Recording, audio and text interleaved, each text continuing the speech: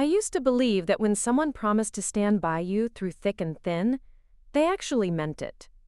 I thought marriage vows were sacred words that people took seriously, not just pretty phrases spoken in front of witnesses. I was wrong. Sometimes the person sleeping next to you every night can become a stranger in a single moment, and the life you thought you knew can crumble faster than sand through your fingers. My story isn't just about betrayal. It's about discovering that sometimes your greatest strength comes from the very thing others try to use against you. Before we jump back in, tell us where you're tuning in from, and if this story touches you, make sure you're subscribed, because tomorrow, I've saved something extra special for you.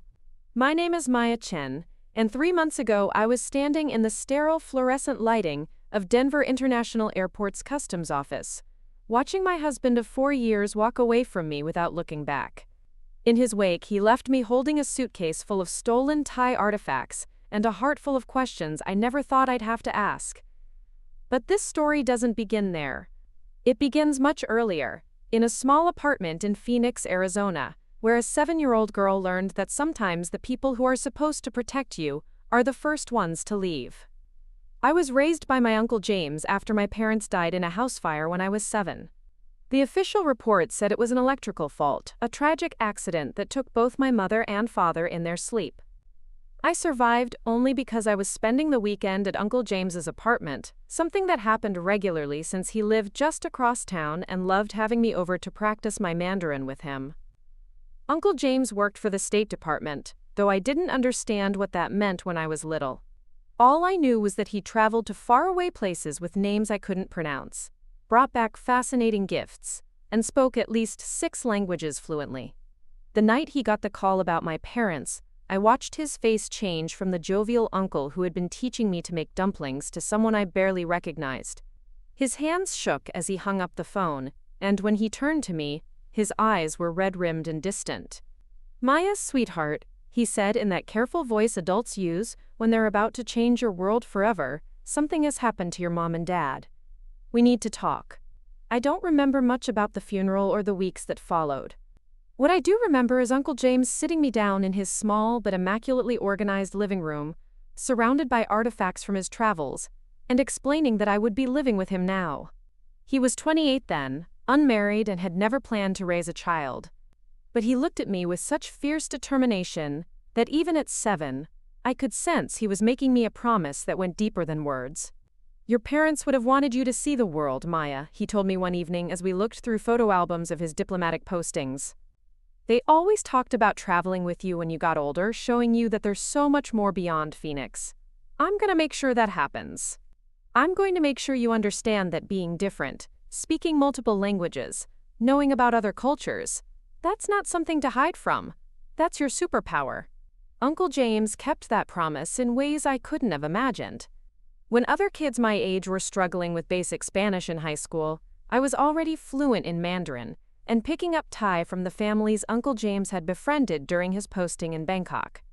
When my classmates complained about geography tests, I was video calling with people Uncle James knew in embassies around the world, practicing my language skills and learning about international relations from people who lived it every day. My childhood wasn't traditional, but it was rich in ways that many people never experience. Uncle James would take me to embassy events when he was in town, introducing me to diplomats, translators, and cultural attachés who treated me like a small adult rather than a curious child. By the time I was 16, I had traveled to Thailand twice, spent a summer in Taiwan with one of Uncle James's colleagues, and could navigate international airports with the confidence of a seasoned traveler. It was during one of these trips, a cultural exchange program in Bangkok when I was 18, that I first truly understood what Uncle James had been preparing me for. We were visiting the Grand Palace, and our guide was explaining the significance of various artifacts when she mentioned how many pieces of Thai cultural heritage had been stolen over the years and sold on international black markets. The pain in her voice was unmistakable. "These aren't just objects," she said. "They're pieces of our identity, our history. When they're taken, it's like losing parts of our soul." That moment changed something in me. I realized that my language skills, my cultural knowledge, my connections through Uncle James, they weren't just interesting abilities. They were tools I could use to make a difference. When I started college at the University of Colorado the following year, I declared a double major in international relations and art history, with a focus on cultural preservation and repatriation. Uncle James was proud but not surprised. "I always knew you'd find your calling in this work," he told me during one of our weekly phone calls. "You have a gift for bridging cultures, Maya. That's rare and valuable. The world needs more people who can see beyond borders." College was where I met Sarah Kim, my roommate and closest friend, who shared my passion for international work. Sarah was studying journalism with a focus on investigative reporting, and we spent countless late nights discussing cases of cultural artifact trafficking, corruption in international trade, and the complex web of laws that governed cultural property. Sarah had this way of asking questions that cut straight to the heart of any issue, and she helped me understand that knowledge without action was just academic exercise. It was also during college that I began working part-time as a translator for various Denver-based organizations that dealt with international visitors and immigrants. The work was fulfilling in a way that surprised me. Whether I was helping a scared family navigate immigration paperwork or translating for business negotiations, I felt like I was using my skills for something meaningful. Uncle James had been right. My multilingual abilities weren't just academic achievements. They were bridges that could connect people across cultural divides. By my senior year, I had completed internships with the State Department, the Denver Art Museum's repatriation program, and a nonprofit that specialized in helping trafficking victims. My professors encouraged me to apply for graduate programs in international law or diplomatic service, but Uncle James suggested something different. "Why don't you take a year or two to gain some real-world experience first?" he proposed. "I have connections at several international organizations that could use someone with your skills. You could learn the practical side of this work before deciding on your next academic step." That's how I ended up working for Global Cultural Preservation Initiative, a Denver-based nonprofit that partnered with governments, museums, and law enforcement agencies to track down stolen cultural artifacts and return them to their countries of origin. The work was exactly what I had hoped for: challenging, meaningful, and constantly evolving.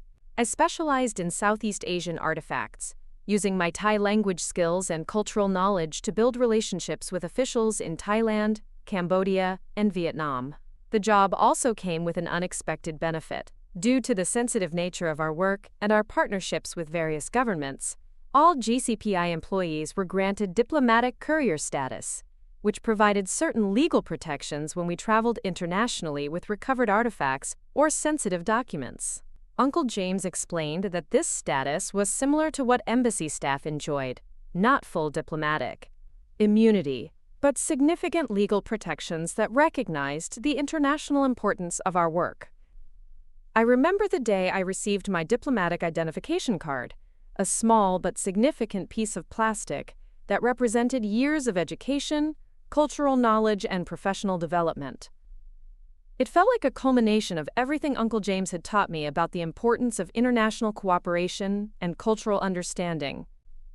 More than that, it felt like I was finally living up to the promise I had made to myself in that temple in Bangkok, to use my abilities to protect cultural heritage and bridge cultural divides. It was at a GCPI fundraising event 2 years later that I met Ryan Mitchell. The event was held at the Denver Art Museum, and Ryan was there representing his import-export business, which specialized in Southeast Asian goods.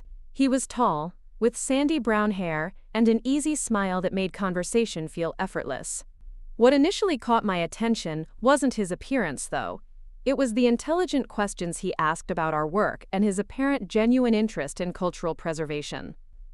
Ryan approached me during the cocktail hour, introducing himself and asking about a presentation I had given earlier about the repatriation of Khmer artifacts to Cambodia.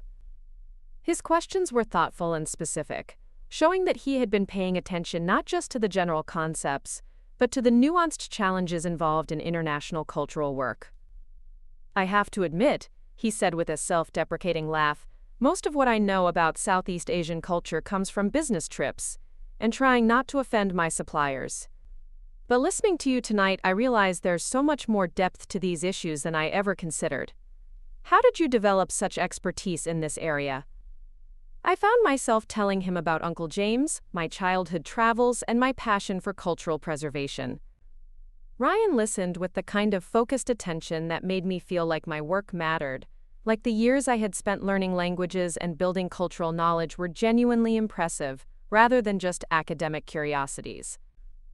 What struck me most about Ryan that night was how he seemed to appreciate the international aspects of my life that sometimes made other people uncomfortable.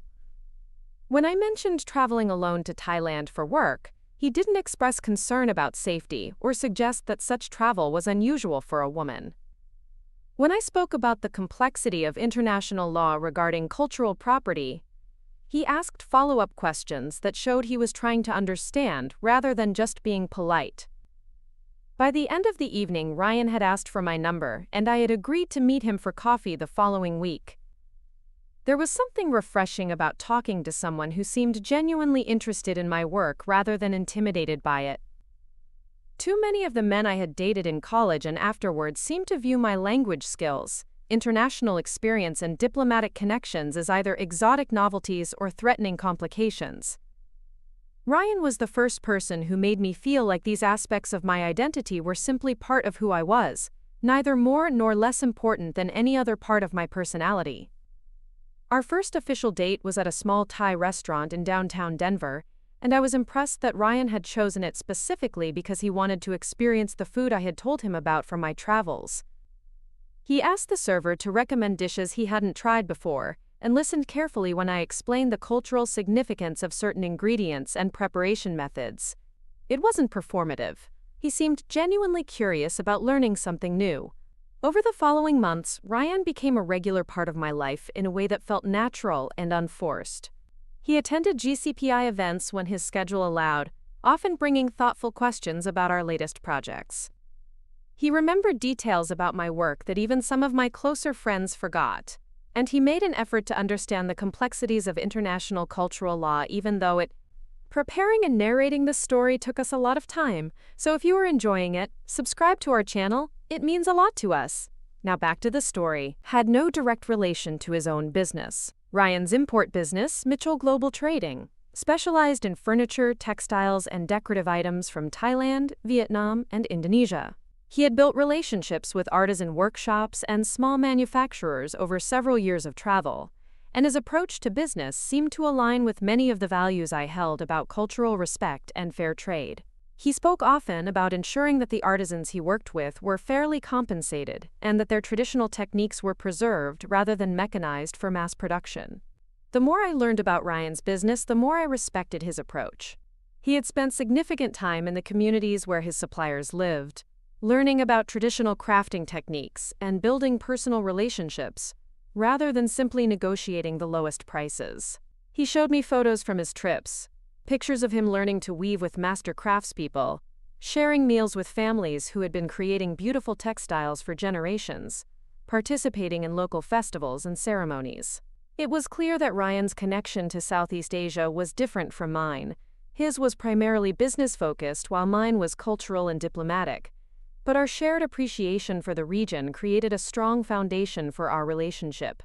We could spend hours discussing the differences between regional artistic styles, the impact of tourism on traditional crafts, or the challenges of preserving ancient techniques in a modern economy.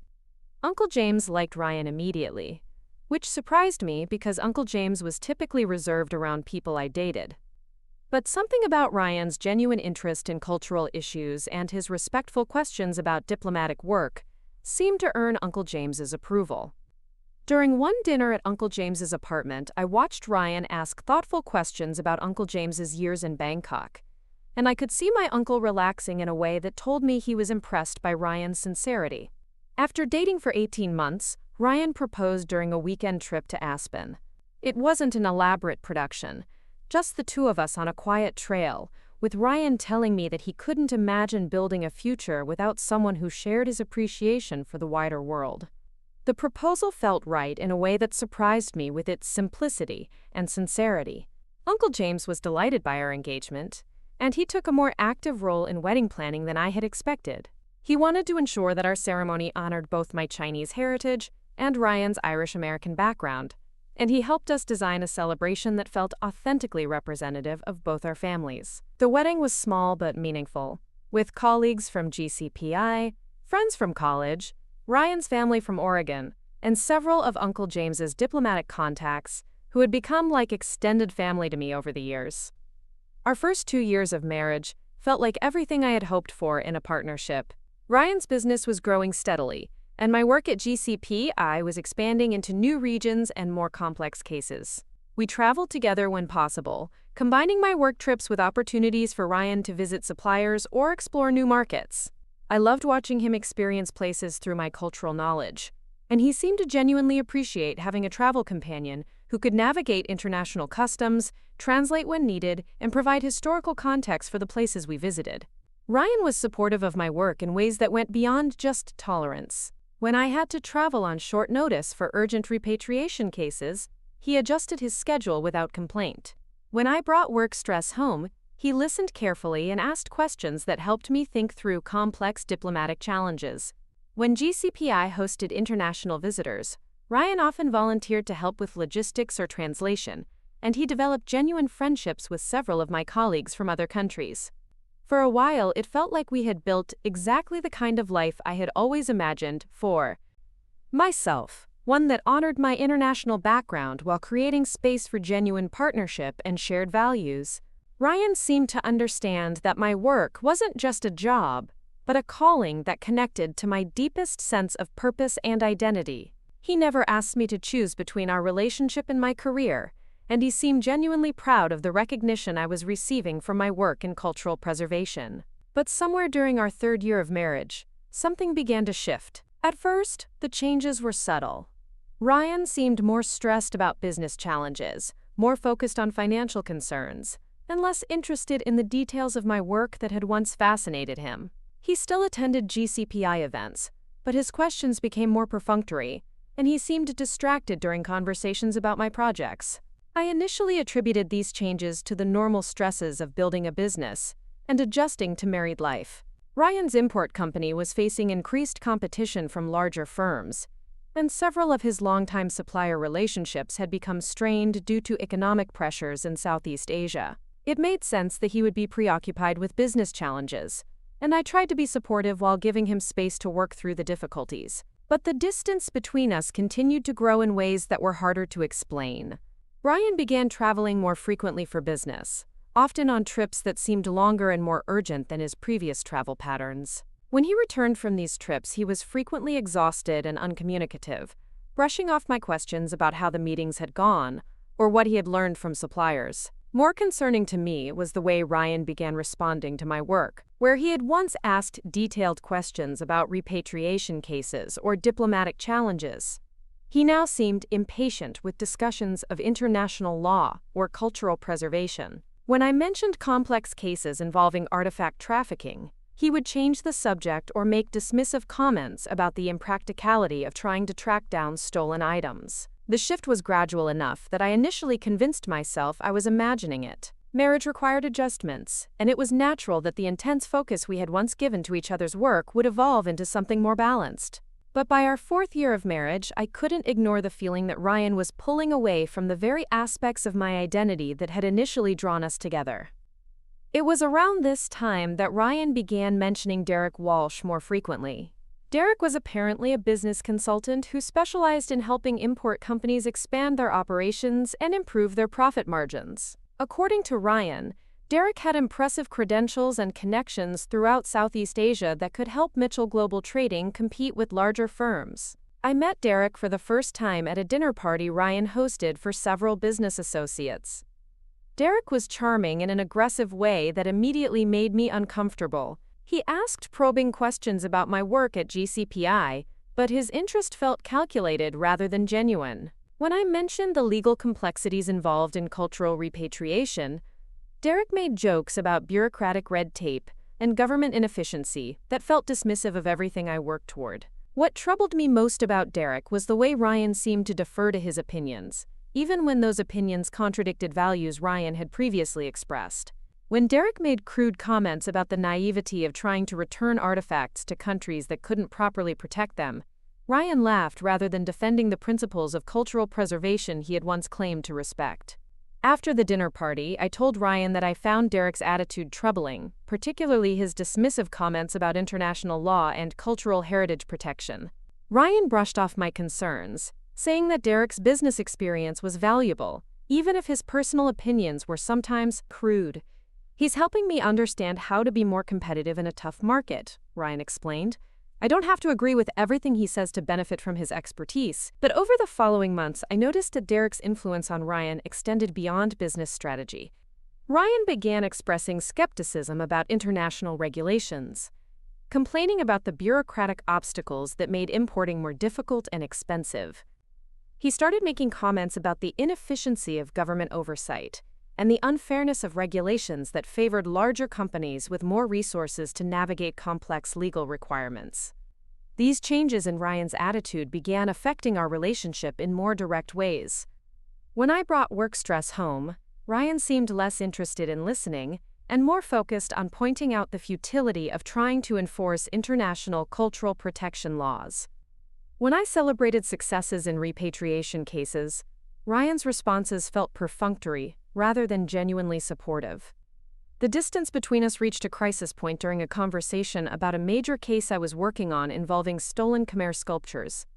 I had spent months building relationships with officials in Cambodia and coordinating with law enforcement agencies in 3 countries to track down artifacts that had been illegally removed from an ancient temple complex.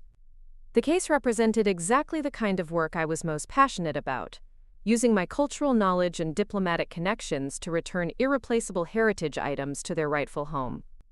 Ryan's response to my excitement about the case was unlike anything I had experienced from him before. Instead of asking about the cultural significance of the artifacts or the complexity of the international coordination required, he focused entirely on what he saw as the impracticality of the entire endeavor.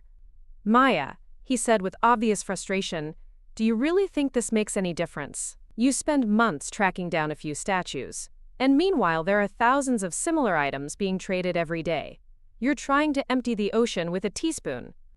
His words stung not just because of their dismissiveness, but because they represented such a fundamental rejection of everything I believed about the importance of cultural preservation.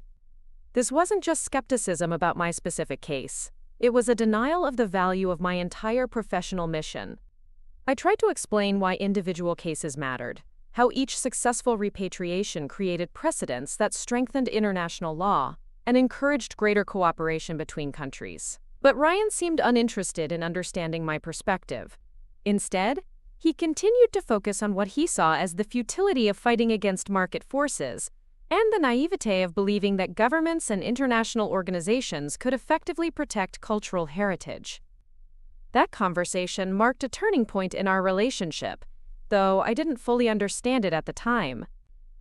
Looking back, I can see that Ryan was already being influenced by Derek's more cynical worldview, and that my work was beginning to feel like an obstacle to whatever business strategies Derek was promoting. But in the moment, I simply felt confused and hurt by my husband's sudden hostility toward work that had always been central to my identity. The final breaking point came 6 months later, on a cold February morning when Ryan announced that he needed to make an urgent business trip to Bangkok. The trip itself wasn't unusual. Ryan traveled to Thailand several times a year for his business, but something about his demeanor suggested that this wasn't a routine supplier meeting. Ryan seemed nervous in a way I had never seen before, checking and rechecking his travel documents, and making repeated phone calls to Derek about logistics and timing. When I asked about the purpose of the trip, Ryan's explanations were vague and contradictory. First, he said it was to negotiate a new supplier contract. Then he mentioned resolving a shipping dispute. And finally, he claimed it was about exploring new product lines. The night before his departure, Ryan asked me something that should have sent immediate warning signals through my mind. "Maya," he said carefully, "I know this is unusual, but I was wondering if you might want to come with me on this trip." Derek suggested that it might be good to have someone along who speaks Thai and understands the cultural context. The invitation surprised me because Ryan had never asked me to accompany him on a business trip before. He had always been protective of his supplier relationships and preferred to handle business negotiations independently. But Derek's involvement in the suggestion made me even more wary. Derek had never shown any respect for my cultural knowledge before, so his sudden interest in having me along felt suspicious. I declined the invitation, explaining that I had important deadlines at GCPI and couldn't take time off on such short notice. Ryan seemed relieved by my refusal, which only confirmed my instinct that something unusual was happening. But I didn't pursue my suspicions further. I trusted my husband, even when his behavior seemed strange, and I assumed that whatever business pressures he was facing would resolve themselves without requiring my intervention. Ryan left for Bangkok on a Tuesday morning, and I didn't hear from him for 3 days. This was unusual but not unprecedented. International travel sometimes created communication challenges, and Ryan's previous trips had occasionally involved periods of limited contact. But when he finally called on Friday evening, something in his voice sounded different.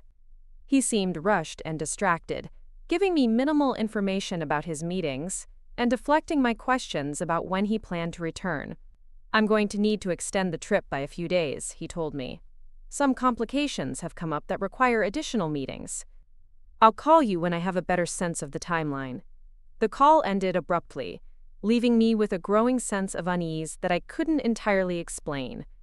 Ryan's evasiveness was unlike his usual communication style, and his mention of complications seemed deliberately vague. But I tried to trust that he was handling whatever business challenges had arisen, and that he would provide more details when he was able to do so.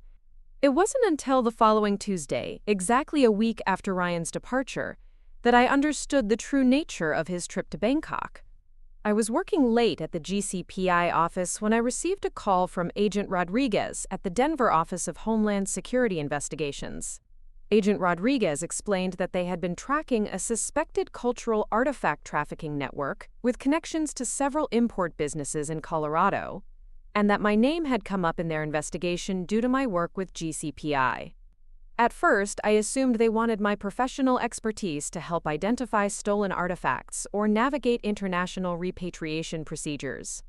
HSI occasionally consulted with GCPI on cases involving cultural property crimes, and my specialization in Southeast Asian artifacts made me a logical point of contact for certain investigations.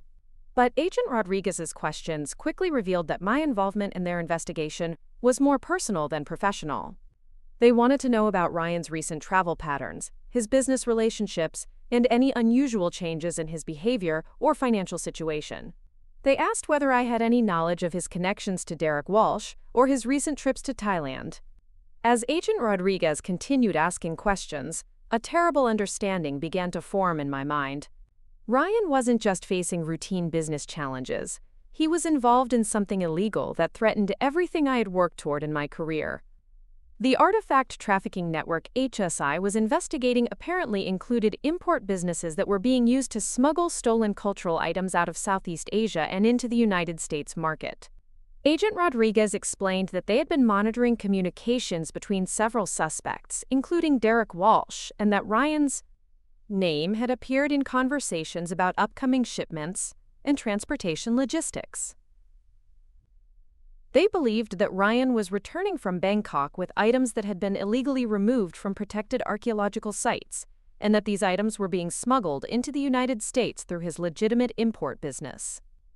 The irony was devastating. I had spent years working to protect Southeast Asian cultural heritage and return stolen artifacts to their rightful homes. My husband, using the same regional connections and cultural knowledge that formed the foundation of our relationship, was apparently participating in the exact crimes I dedicated my professional life to preventing. Agent Rodriguez asked whether I would be willing to cooperate with their investigation, and I agreed, without hesitation. The decision felt automatic. Whatever personal pain Ryan's involvement might cause me, I couldn't stand by while cultural artifacts were being stolen and trafficked. My commitment to cultural preservation went deeper than my marriage, and I couldn't compromise those values even to protect my husband. But Agent Rodriguez's next request shocked me in a way I hadn't anticipated. They wanted me to meet Ryan at the airport when he returned from Bangkok and to accompany him through customs as if nothing had changed. They believed that my presence might make Ryan feel more confident about getting his illegal cargo through security, and that my diplomatic status might provide cover for whatever stolen items he was attempting to smuggle. The plan felt like a betrayal of everything my marriage was supposed to represent. I would be pretending normalcy while helping law enforcement gather evidence against the person I had promised to stand by through any difficulty. But I also understood that my cooperation could help prevent irreplaceable cultural artifacts from disappearing into private collections, where they would be lost to their communities of origin forever. That night, I sat in our empty house trying to reconcile the man I had married with the person Agent Rodriguez had described. Ryan had always seemed to respect my work and share my values about cultural preservation. How had he become involved in the exact crimes I spent my professional life fighting against? And how had I failed to recognize that the distance growing between us was connected to illegal activities that contradicted everything I believed about cultural heritage protection? The questions kept me awake until dawn, when Agent Rodriguez called to confirm that Ryan's flight would arrive at Denver International Airport the following afternoon. My husband was coming home, and I would be there to meet him, not as the supportive wife he expected, but as someone helping to ensure that his crimes didn't succeed. As I drove to the airport that afternoon, I realized that whatever happened in the next few hours would change my life forever. Either Agent Rodriguez was wrong about Ryan's involvement, in which case our marriage might survive this terrible misunderstanding, or they were right, and the man I had trusted with my heart had been lying to me about the most fundamental aspects of his character and values. I parked at Denver International Airport and walked toward the international arrivals area, carrying with me the diplomatic identification that represented years of education, cultural knowledge, and professional achievement. Within hours, that small plastic card would become the instrument of either my husband's salvation or his complete destruction. But in that moment, I had no idea which outcome awaited us both. Ryan's flight from Bangkok arrived 20 minutes early, which gave me time to position myself near the international arrivals gate and study the faces of passengers as they emerged from customs. Agent Rodriguez had briefed me on what to expect, but seeing my husband walk through those doors carrying what I now knew was stolen cultural property felt surreal in a way that no amount of preparation could have addressed. Ryan spotted me immediately, and his face broke into a smile that seemed genuine enough to make me question everything Agent Rodriguez had told me. He approached with the familiar easy confidence I had fallen in love with, pulling me into an embrace that felt warm and natural despite everything I suspected about his recent activities. "You didn't have to come all the way out here to pick me up," he said, kissing my forehead in the affectionate way that had once made me feel cherished and protected. "But I'm glad you did." The trip was more exhausting than I expected. I forced myself to return his smile and ask the kinds of questions a loving wife would ask about his travels. "How were the meetings? Did you get everything resolved that you needed to handle? Are you feeling okay after such a long flight?" Ryan's answers were smooth and practiced, full of vague details about supplier negotiations and shipping logistics that sounded plausible enough to anyone who wasn't listening for inconsistencies. He mentioned Derek several times, explaining how Derek's connections had been invaluable in resolving the business complications that had extended his trip.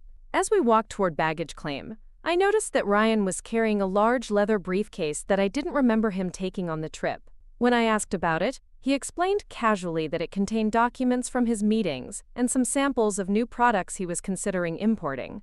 The explanation seemed reasonable, but knowing what I now knew about his activities, every detail felt loaded with hidden meaning. The baggage carousel was crowded with travelers from several international flights, and Ryan seemed relaxed as we waited for his suitcases to appear. He told me about the weather in Bangkok, described meals he had eaten at restaurants I recognized from my own trips to Thailand, and asked about my work at GCPI with what seemed like genuine interest. If I hadn't known about the HSI investigation, I would have had no reason to suspect that anything unusual had occurred during his trip. When Ryan's luggage appeared, I was struck by how much he had brought back. In addition to his usual travel bag, there were 2 large suitcases and a bulky duffel bag that seemed heavier than anything I remembered him packing. Ryan explained that he had brought back samples of furniture and textiles for potential clients, along with gifts for friends and business associates. Everything about his demeanor suggested confidence and normalcy, which made what happened next feel like stepping into an alternate reality where the person I thought I knew best in the world revealed himself to be a complete stranger. We approached the customs checkpoint together, and Ryan seemed completely at ease as we joined the line for travelers with items to declare. He chatted about his eagerness to get home and suggested we stop for dinner on the way back since he had missed American food during his extended stay in Bangkok. When we reached the customs agent, Ryan handed over his declaration form with the same casual confidence he had displayed throughout our journey through the airport. The agent, a middle-aged woman with sharp eyes and decades of experience reading travelers, glanced at the form and then looked up at Ryan with an expression that should have been my first warning that something was about to go very wrong. "Sir, I'm going to need you to step aside for a secondary inspection," the agent said in a tone that was professionally courteous but unmistakably serious. "Please bring all of your luggage and any carry-on items to the inspection area." Ryan's face remained calm, but I caught a flicker of something in his eyes that might have been fear or calculation. He nodded politely and began gathering his bags, but as we moved toward the secondary inspection area, he turned to me with an expression I had never seen before. "Maya," he said quietly, "I need you to do something for me. Take this briefcase and go wait in the main terminal. I'll handle this inspection and meet you there when they're finished." The request seemed strange enough that I hesitated before responding. Why would I need to leave during a routine customs inspection? Ryan had never been secretive about his business travel before, and I couldn't understand why he would want me to avoid what should have been a straightforward process. "It's just going to be boring bureaucratic stuff," Ryan explained, his voice carrying a note of urgency that contradicted his casual words. "You know how these inspections can take forever, and there's no reason for you to waste your time standing around watching them go through import documents and product samples." But as Ryan held out the briefcase for me to take, I noticed that his hand was trembling slightly. The man who had seemed completely confident just moments before was now displaying obvious signs of stress, and his eagerness to have me leave the customs area suddenly felt less like consideration for my time and more like desperation to get me away from whatever was about to unfold. "I'm happy to wait with you," I said, studying his face for clues about what was causing his sudden nervousness. How long could it really take? Ryan's expression shifted into something harder than I had ever seen from him before. "Maya, please just take the briefcase and go wait in the terminal. This isn't a request." The tone of his voice was so unlike anything I had experienced in our relationship that I instinctively stepped back from him. The man standing in front of me looked like my husband, but the coldness in his eyes belonged to someone I didn't recognize at all. Before I could respond, the customs agent called Ryan's name and gestured for him to approach the inspection table. Ryan looked at me one more time, and in that moment I saw something that would haunt me for months afterward. It wasn't just fear or nervousness. It was the look of someone who was about to make a choice that would destroy everything we had built together. Instead of taking the briefcase from Ryan, I set it down on the floor between us and crossed my arms. "I'm not leaving," I said quietly. "Whatever this is about, we'll handle it together." Ryan's face went through a series of expressions that revealed more about his character than 4 years of marriage had shown me. First came surprise that I had refused his request, then frustration that I wasn't following his instructions. Finally, something that looked disturbingly like contempt. "Fine," he said, picking up the briefcase and walking toward the inspection table. "But don't say I didn't warn you." What followed was the most surreal and devastating 15 minutes of my life. The customs agents began their inspection by asking Ryan to open his suitcases, and what they found inside bore no resemblance to the furniture samples and textile examples he had described. Instead, the suitcases contained carefully wrapped artifacts that I recognized immediately as pieces of significant cultural and historical value. There were bronze Buddha statues that appeared to be several centuries old, intricately carved stone relief panels that looked like they had been removed from temple walls, and small sculptures with the distinctive style of Khmer artisans from the Angkor period. Each piece was wrapped in bubble plastic and padded with clothing, but even through the protective materials, I could see that these weren't reproductions or legitimate commercial items. As someone who had spent years working on cultural repatriation cases, I could identify stolen artifacts with the same accuracy that a doctor could diagnose familiar symptoms.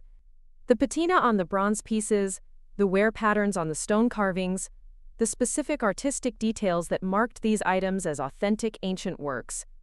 Everything about these artifacts screamed that they had been illegally removed from protected archaeological sites. The customs agents clearly shared my assessment. They handled each piece with the careful attention that indicated they understood the significance of what they were examining, and they began making notes and taking photographs that suggested this was far from a routine inspection. "Sir," one of the agents said to Ryan, "these appear to be cultural artifacts of significant value. Do you have documentation proving their legal export from Thailand?" Ryan's response was to reach for the briefcase he had tried to give me earlier. From it, he produced a folder containing what appeared to be official-looking documents with Thai government letterheads and multiple stamps and signatures. But as he handed the papers to the customs agents, I could see sweat beading on his forehead despite the cool temperature of the airport. The agents spent several minutes examining the documentation, occasionally conferring with each other in voices too low for me to hear. Meanwhile, Ryan stood beside me in silence, no longer making any attempt at casual conversation or explanation. The confident, caring husband who had greeted me at the arrivals gate had completely disappeared, replaced by someone who seemed to be calculating escape routes and contingency plans. When the agents finished examining the documents, their expressions had shifted from professional skepticism to serious concern. The lead agent, a tall man with graying hair and the bearing of someone accustomed to dealing with international smuggling cases, approached Ryan with a gravity that made my stomach clench with dread. "Sir, we're going to need you to come with us for additional questioning. These documents appear to have irregularities that require further investigation." Ryan's response was something I will never be able to forget or forgive. Instead of accepting responsibility for whatever illegal activities he had participated in, instead of trying to protect me from the consequences of his choices, he turned to me with an expression of calculated coldness and said the words that ended our marriage in an instant. "Actually, the artifacts belong to my wife. She's the one with connections to Southeast Asian cultural organizations, and she's the one who arranged for their purchase and transport. I was just carrying them as a favor." The customs agents turned to look at me, and I felt the weight of their suspicions settle over me like a suffocating blanket. In that moment, I understood that Ryan hadn't just betrayed our marriage or violated the cultural preservation values I thought we shared. He had deliberately positioned me to take responsibility for his crimes, using my professional reputation and cultural expertise as a shield for his illegal activities. "I'm sorry," I said to the agents, my voice shaking with a combination of shock and fury, "but that's absolutely not true. I had no knowledge of these artifacts, and I certainly didn't arrange for their purchase or transport. This is the first time I've seen any of these items." Ryan shrugged with a casualness that felt like a physical blow. "Maya works for an organization that deals with Southeast Asian cultural artifacts all the time. She has connections throughout the region and knows how to navigate international regulations. I just figured she had handled the paperwork through her professional channels. The deliberate cruelty of using my career against me was breathtaking in its calculation." Ryan knew exactly how much my work meant to me, how hard I had worked to build trust with international partners, and how devastating any suspicion of illegal activity would be to my professional reputation. Yet he was willing to sacrifice all of that to protect himself from the consequences of his own choices. But Ryan had made one crucial miscalculation in his betrayal. In his desperation to shift blame to me, he had forgotten about the one piece of protection that my years of cultural preservation work had provided me.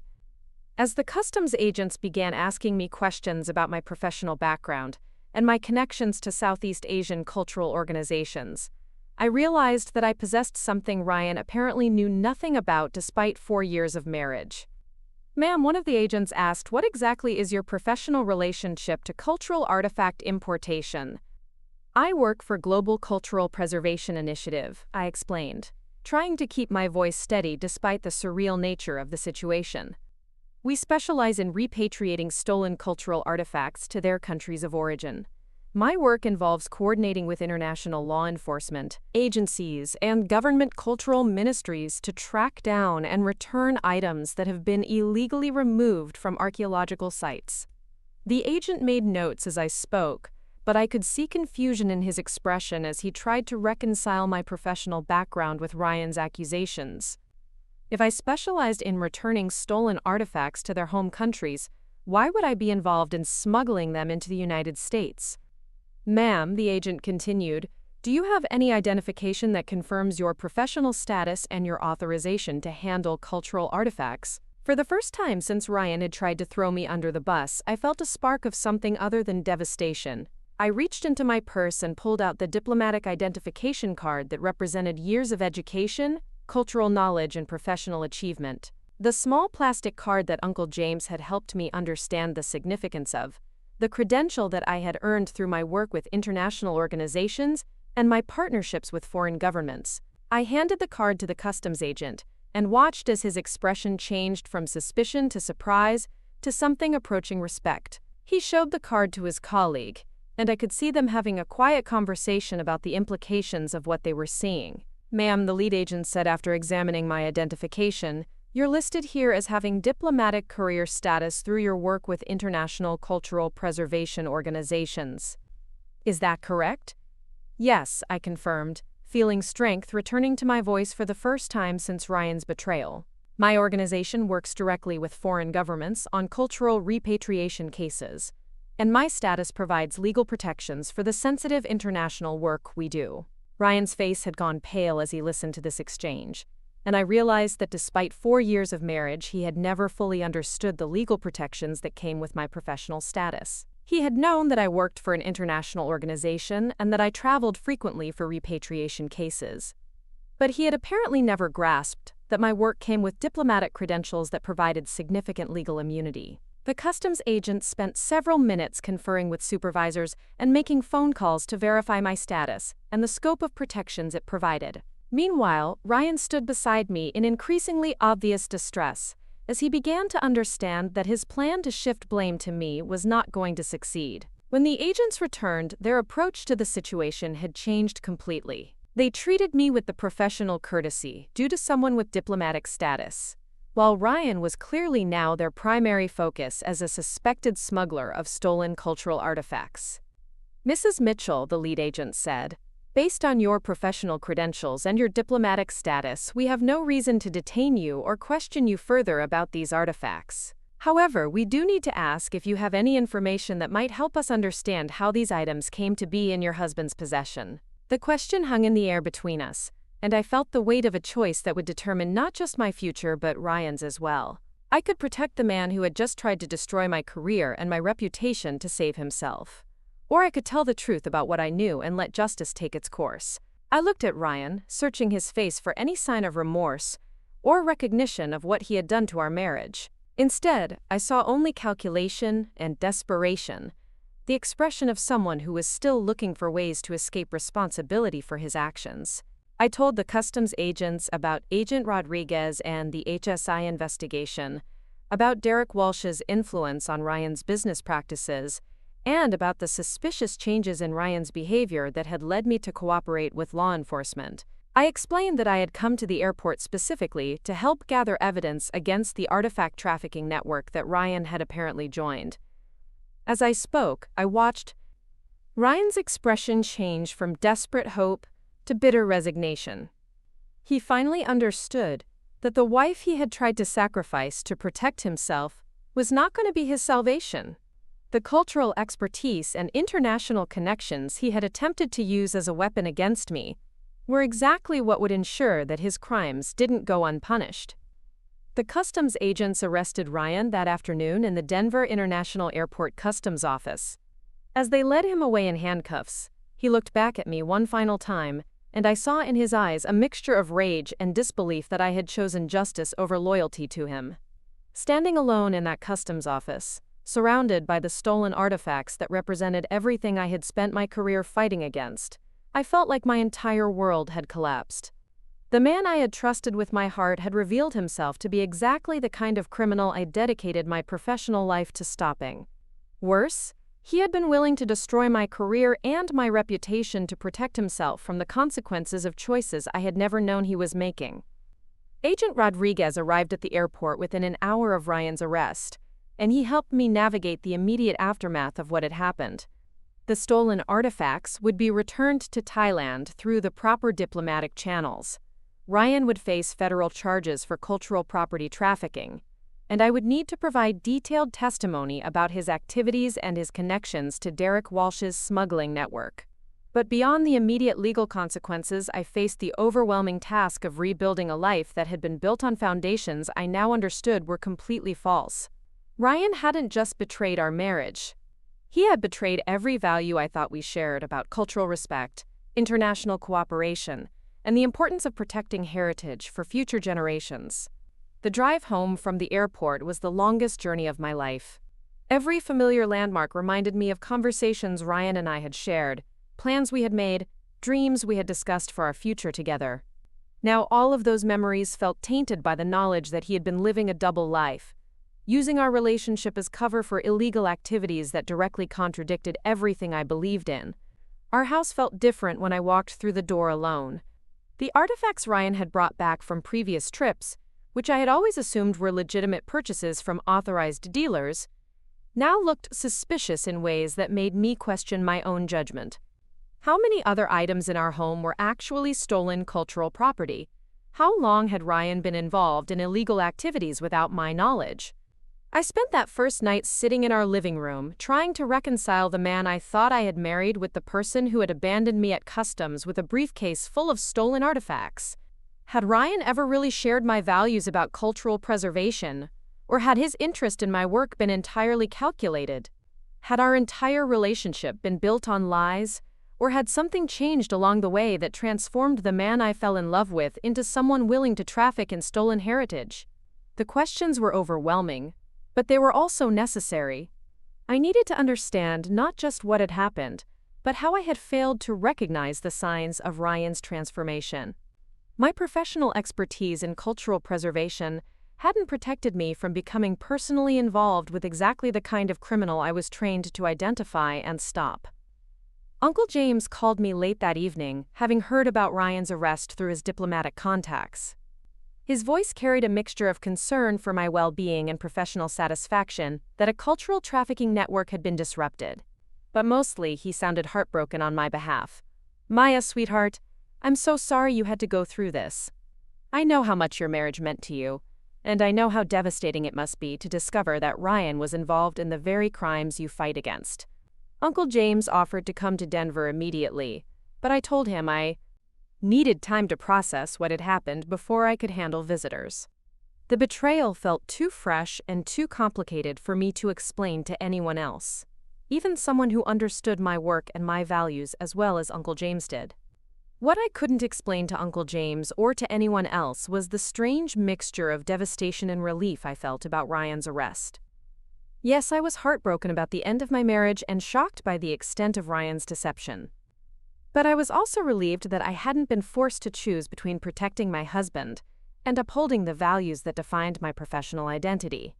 Ryan's attempt to shift blame to me had actually freed me from any obligation to protect him from the consequences of his choices.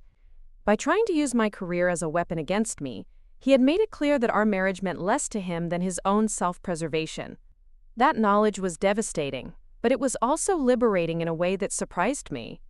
The days following Ryan's arrest passed in a blur of legal meetings, media interviews, and professional obligations.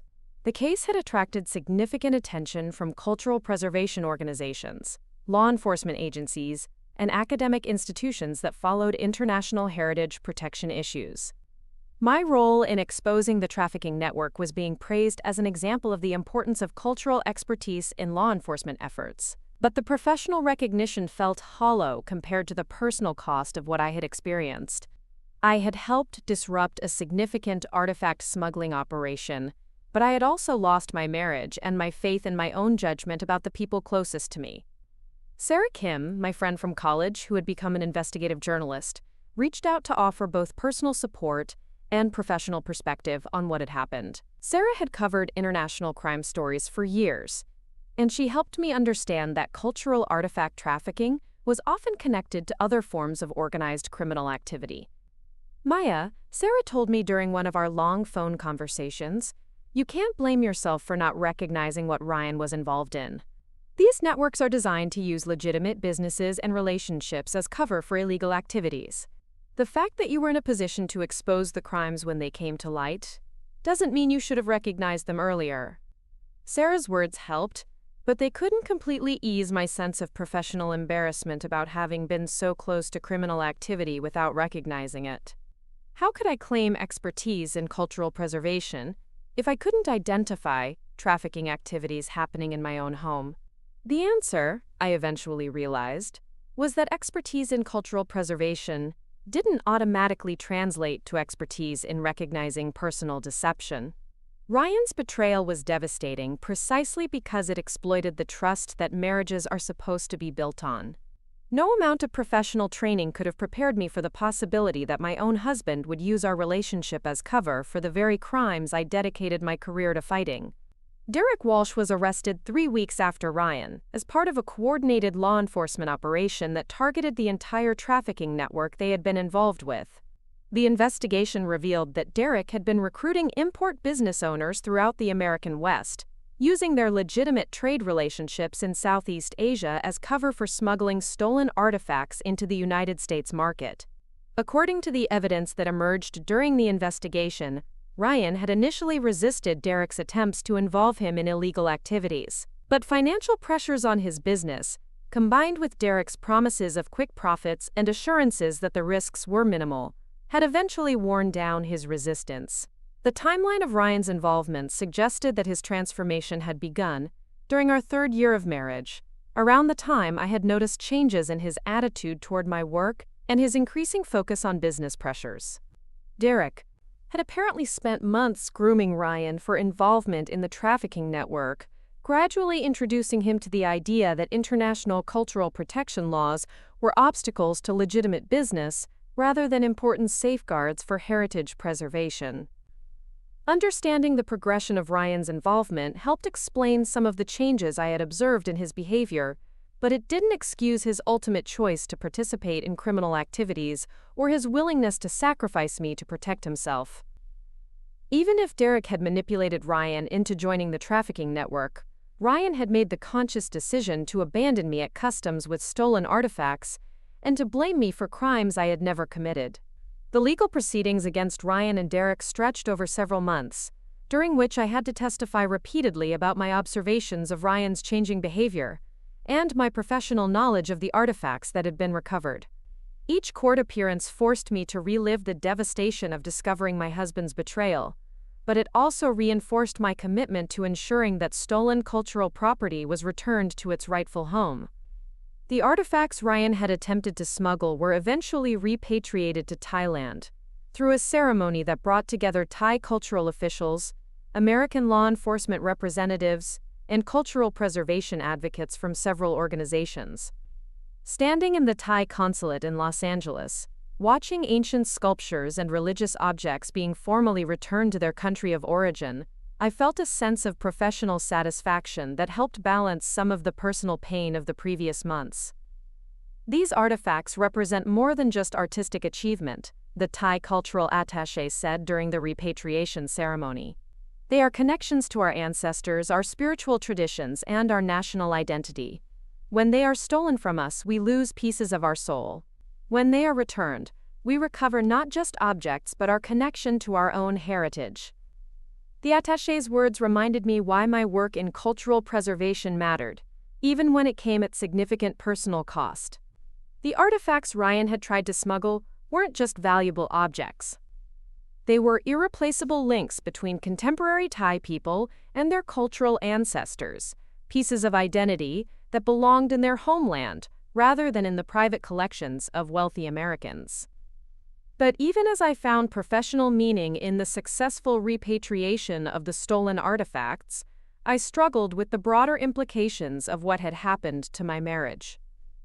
Ryan had been sentenced to 3 years in federal prison, and our divorce had been finalized with minimal contested issues, since I had no desire to fight for assets that might have been acquired through illegal activities. The end of my marriage left me questioning not just my judgment about Ryan's character, but my ability to build trust with anyone in the future. If I could be so completely deceived by someone I lived with for 4 years, how could I ever again trust my assessment of another person's character and values? Uncle James offered perspective that helped me begin to work through these questions. During one of our weekly phone calls, He reminded me that my ability to recognize cultural crimes professionally didn't require the same skills as recognizing personal deception in intimate relationships. "Maya," he said gently, "you were a loving wife who trusted her husband. That's not a character flaw or a professional failing. That's what marriage is supposed to be based on." Ryan violated that trust in ways that were specifically designed to exploit your cultural expertise and your professional connections. You can't blame yourself for not recognizing manipulation that was carefully calculated to use your own values against you. Uncle James also reminded me that my diplomatic status and my professional expertise had ultimately protected me from Ryan's attempt to shift blame for his crimes. The very credentials and connections that Ryan had tried to use as weapons against me were what ensured that justice was served, and that stolen cultural property was returned to its rightful home. Slowly, over the months following Ryan's conviction, I began to rebuild my sense of professional confidence and personal worth. The work of cultural preservation continued to provide meaning and purpose, even when personal relationships felt too risky to pursue. I threw myself into new repatriation cases, expanded my language skills to include additional Southeast Asian dialects, and took on more complex international coordination projects. But the betrayal had changed me in ways that went beyond professional focus. I was more cautious about sharing personal information, more skeptical about other people's motivations, and more protective of the emotional investments that had once come naturally to me.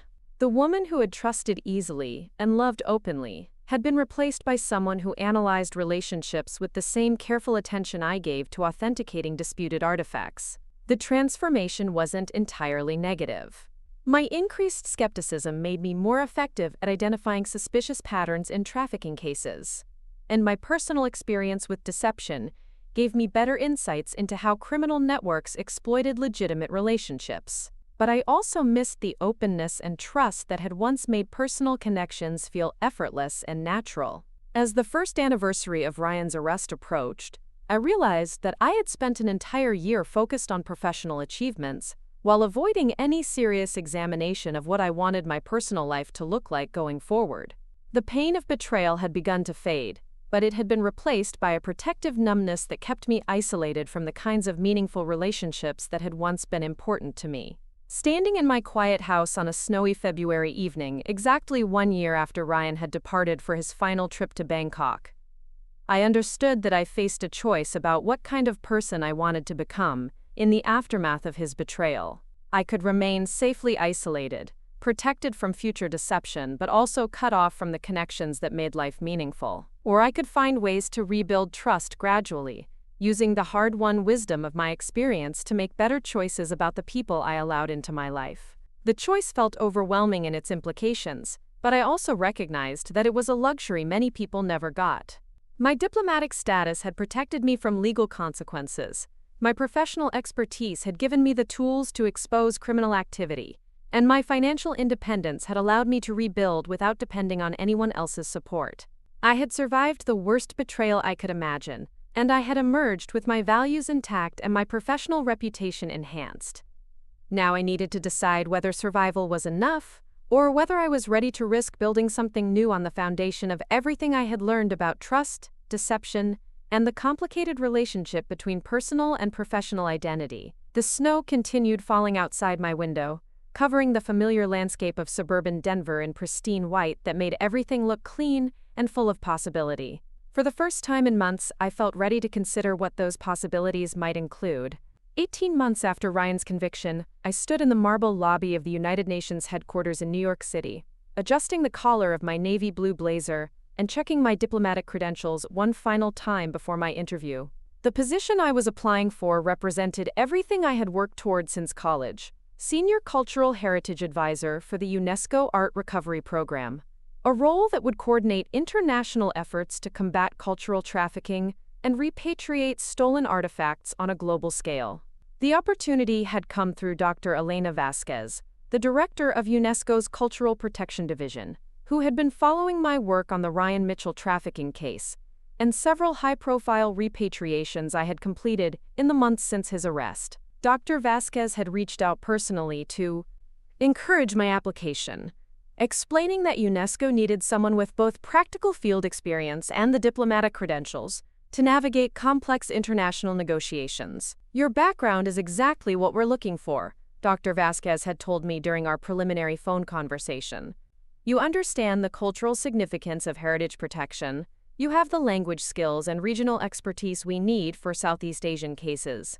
And your diplomatic status gives you access to government officials and law enforcement agencies that most cultural preservation specialists can't reach." The interview process had taken 3 months, including background checks, security clearances, and presentations to committees in both New York and Paris. But standing in that UN lobby, I felt more confident about my professional direction than I had since before my marriage fell apart. The work would be challenging and would require extensive international travel, but it would also position me at the center of global efforts to protect cultural heritage. The interview went better than I had hoped. The panel included cultural attachés from 6 different countries, UNESCO administrators, and law enforcement representatives from Interpol and the FBI. They asked detailed questions about my experience with specific repatriation cases, my strategies for building trust with foreign government officials, and my approaches to coordinating between law enforcement agencies and cultural institutions. When they asked about the Ryan Mitchell case, I was able to discuss it with professional detachment that surprised me. The personal pain of that betrayal had faded enough that I could focus on the professional lessons: the importance of recognizing trafficking networks, the value of diplomatic cooperation in international cases, and the need for cultural experts to work closely with law enforcement agencies. Dr. Vasquez called me 2 weeks later with an offer that exceeded my expectations in every way. The position came with a significant salary increase, diplomatic passport privileges, access to UNESCO's global network of cultural protection specialists, and the opportunity to lead initiatives that could impact heritage preservation efforts worldwide. The catch was that the position required relocating to Paris, where UNESCO's Cultural Protection Division was headquartered. I would need to leave Denver, the city where I had built my career and recovered from the devastation of my marriage, and start over in a place where I knew almost no one. Uncle James was thrilled when I called to tell him about the offer. "Maya, this is exactly the kind of opportunity your parents would have wanted for you," he said, his voice filled with pride and excitement. "You've always been meant for international work, and this position will let you make a difference on a scale that most people can only dream of." Sarah Kim was equally enthusiastic, but more practical in her advice. "This is an incredible opportunity professionally," she told me during one of our regular phone calls. "But are you ready emotionally to make such a big change? You've spent the last year and a half healing and rebuilding in Denver. Are you sure you're ready to start over somewhere completely new?" The question forced me to examine my motivations for taking the position. Was I accepting the UNESCO job because it represented genuine professional growth? Or was I running away from the memories and associations that Denver held from my marriage to Ryan? After several days of consideration, I decided that my reasons were primarily positive. The UNESCO position would allow me to expand my impact beyond individual repatriation cases to systemic improvements in international cultural protection. I accepted the offer and began preparations for the move to Paris. Selling the house I had shared with Ryan felt like closing the final chapter on that phase of my life, and I was surprised by how little sentimentality I felt about leaving it behind. The place had never quite felt like home again after discovering Ryan's betrayal, and I looked forward to creating a living space that was entirely my own. The transition to Paris was smoother than I had anticipated, partly because UNESCO provided extensive support for international relocations, and partly because my diplomatic status simplified many of the bureaucratic challenges that typically complicated international moves. Within 6 weeks of arriving in France, I had found a small but elegant apartment in the 7th arrondissement, enrolled in advanced French classes to supplement the basic conversational skills I had learned in college, and begun building relationships with my new colleagues. Dr. Vasquez proved to be an exceptional mentor and supervisor. She had spent 20 years in international cultural protection work, building relationships with government officials, museum directors, and law enforcement agencies on every continent. Under her guidance, I began to understand how cultural heritage protection operated at the highest levels of international diplomacy. The scale of the work was both inspiring and overwhelming. UNESCO tracked hundreds of active cases involving stolen cultural artifacts, from ancient sculptures looted from archaeological sites to contemporary works stolen from museums during conflicts. Each case required coordination between multiple countries, navigation of complex international legal frameworks, and careful diplomacy to balance competing national interests. My first major assignment was coordinating the return of a collection of Cambodian sculptures that had been illegally exported during the 1970s and had recently been recovered from private collectors in Switzerland. The case required negotiations with Swiss authorities, collaboration with Cambodian cultural officials, and coordination with several international museums that had unknowingly acquired pieces from the stolen collection. The complexity of the case reminded me why I had been drawn to cultural preservation work in the first place. These weren't just valuable objects being shuffled between different owners. They were sacred artifacts that had been torn from their cultural context during one of the most traumatic periods in Cambodian history. Returning them wasn't just about legal compliance. It was about healing historical wounds and restoring connections between contemporary Cambodians and their cultural heritage. The success of the Cambodian repatriation led to additional high-profile assignments, and within 6 months of starting at UNESCO, I had established a reputation as someone who could navigate the diplomatic complexities of international cultural cases while maintaining focus on the humanitarian aspects of heritage protection. My work brought me into contact with cultural officials, law enforcement representatives, and academic specialists from around the world, and I began building a professional network that extended far beyond my previous experience in Denver. The relationships felt different from the connections I had made earlier in my career. They were based on mutual respect for professional expertise rather than personal chemistry, and they carried none of the emotional vulnerability that had made me so susceptible to Ryan's deception. It was during a UNESCO conference on art trafficking in Rome that I met Dr. Marcus Chen, a professor of international law at Oxford University, who specialized in cultural property disputes. Marcus was presenting research on legal frameworks for cross-border repatriation cases, and his presentation demonstrated both scholarly rigor and practical understanding of the diplomatic challenges involved in international heritage protection. During the coffee break following his presentation, I approached Marcus to ask questions about his research methodology and his recommendations for improving coordination between legal and cultural expertise in repatriation cases. The conversation quickly evolved into a broader discussion about the evolution of international cultural protection law and the ongoing challenges of enforcing heritage preservation agreements. Marcus was Chinese American, about my age, with an academic background that complemented my practical field experience in interesting ways. He had grown up in San Francisco, completed his undergraduate degree at Harvard, and earned his doctorate in international law at Cambridge before joining the Oxford faculty. His research focused specifically on the legal mechanisms that governed cultural property disputes, but he approached the work with genuine passion for the humanitarian aspects of heritage protection. What struck me most about Marcus during that initial conversation was his ability to discuss complex legal concepts without losing sight of the human stakes involved in cultural repatriation cases. He understood that international law was a tool for protecting cultural identity rather than an end in itself, and his academic work was clearly motivated by the same values that drove my practical heritage protection efforts. We ended up having dinner together that evening, continuing our discussion about the intersection of legal and cultural expertise in international repatriation work. Marcus had stories about legal cases that complemented my field experience, and I found myself enjoying the kind of intellectually stimulating conversation that I hadn't experienced since my college friendship with Sarah Kim. Marcus was intellectually curious in ways that reminded me of the best aspects of my relationship with Uncle James. He asked thoughtful questions about my work, shared insights from his own research that illuminated challenges I had encountered in the field, and demonstrated genuine respect for the cultural expertise that informed my approach to heritage protection. But what made the biggest impression on me was Marcus's obvious integrity and consistency. His academic work aligned with his personal values, his professional reputation was based on rigorous scholarship rather than political connections, and his approach to international relationships seemed grounded in genuine respect for cultural differences rather than strategic calculation.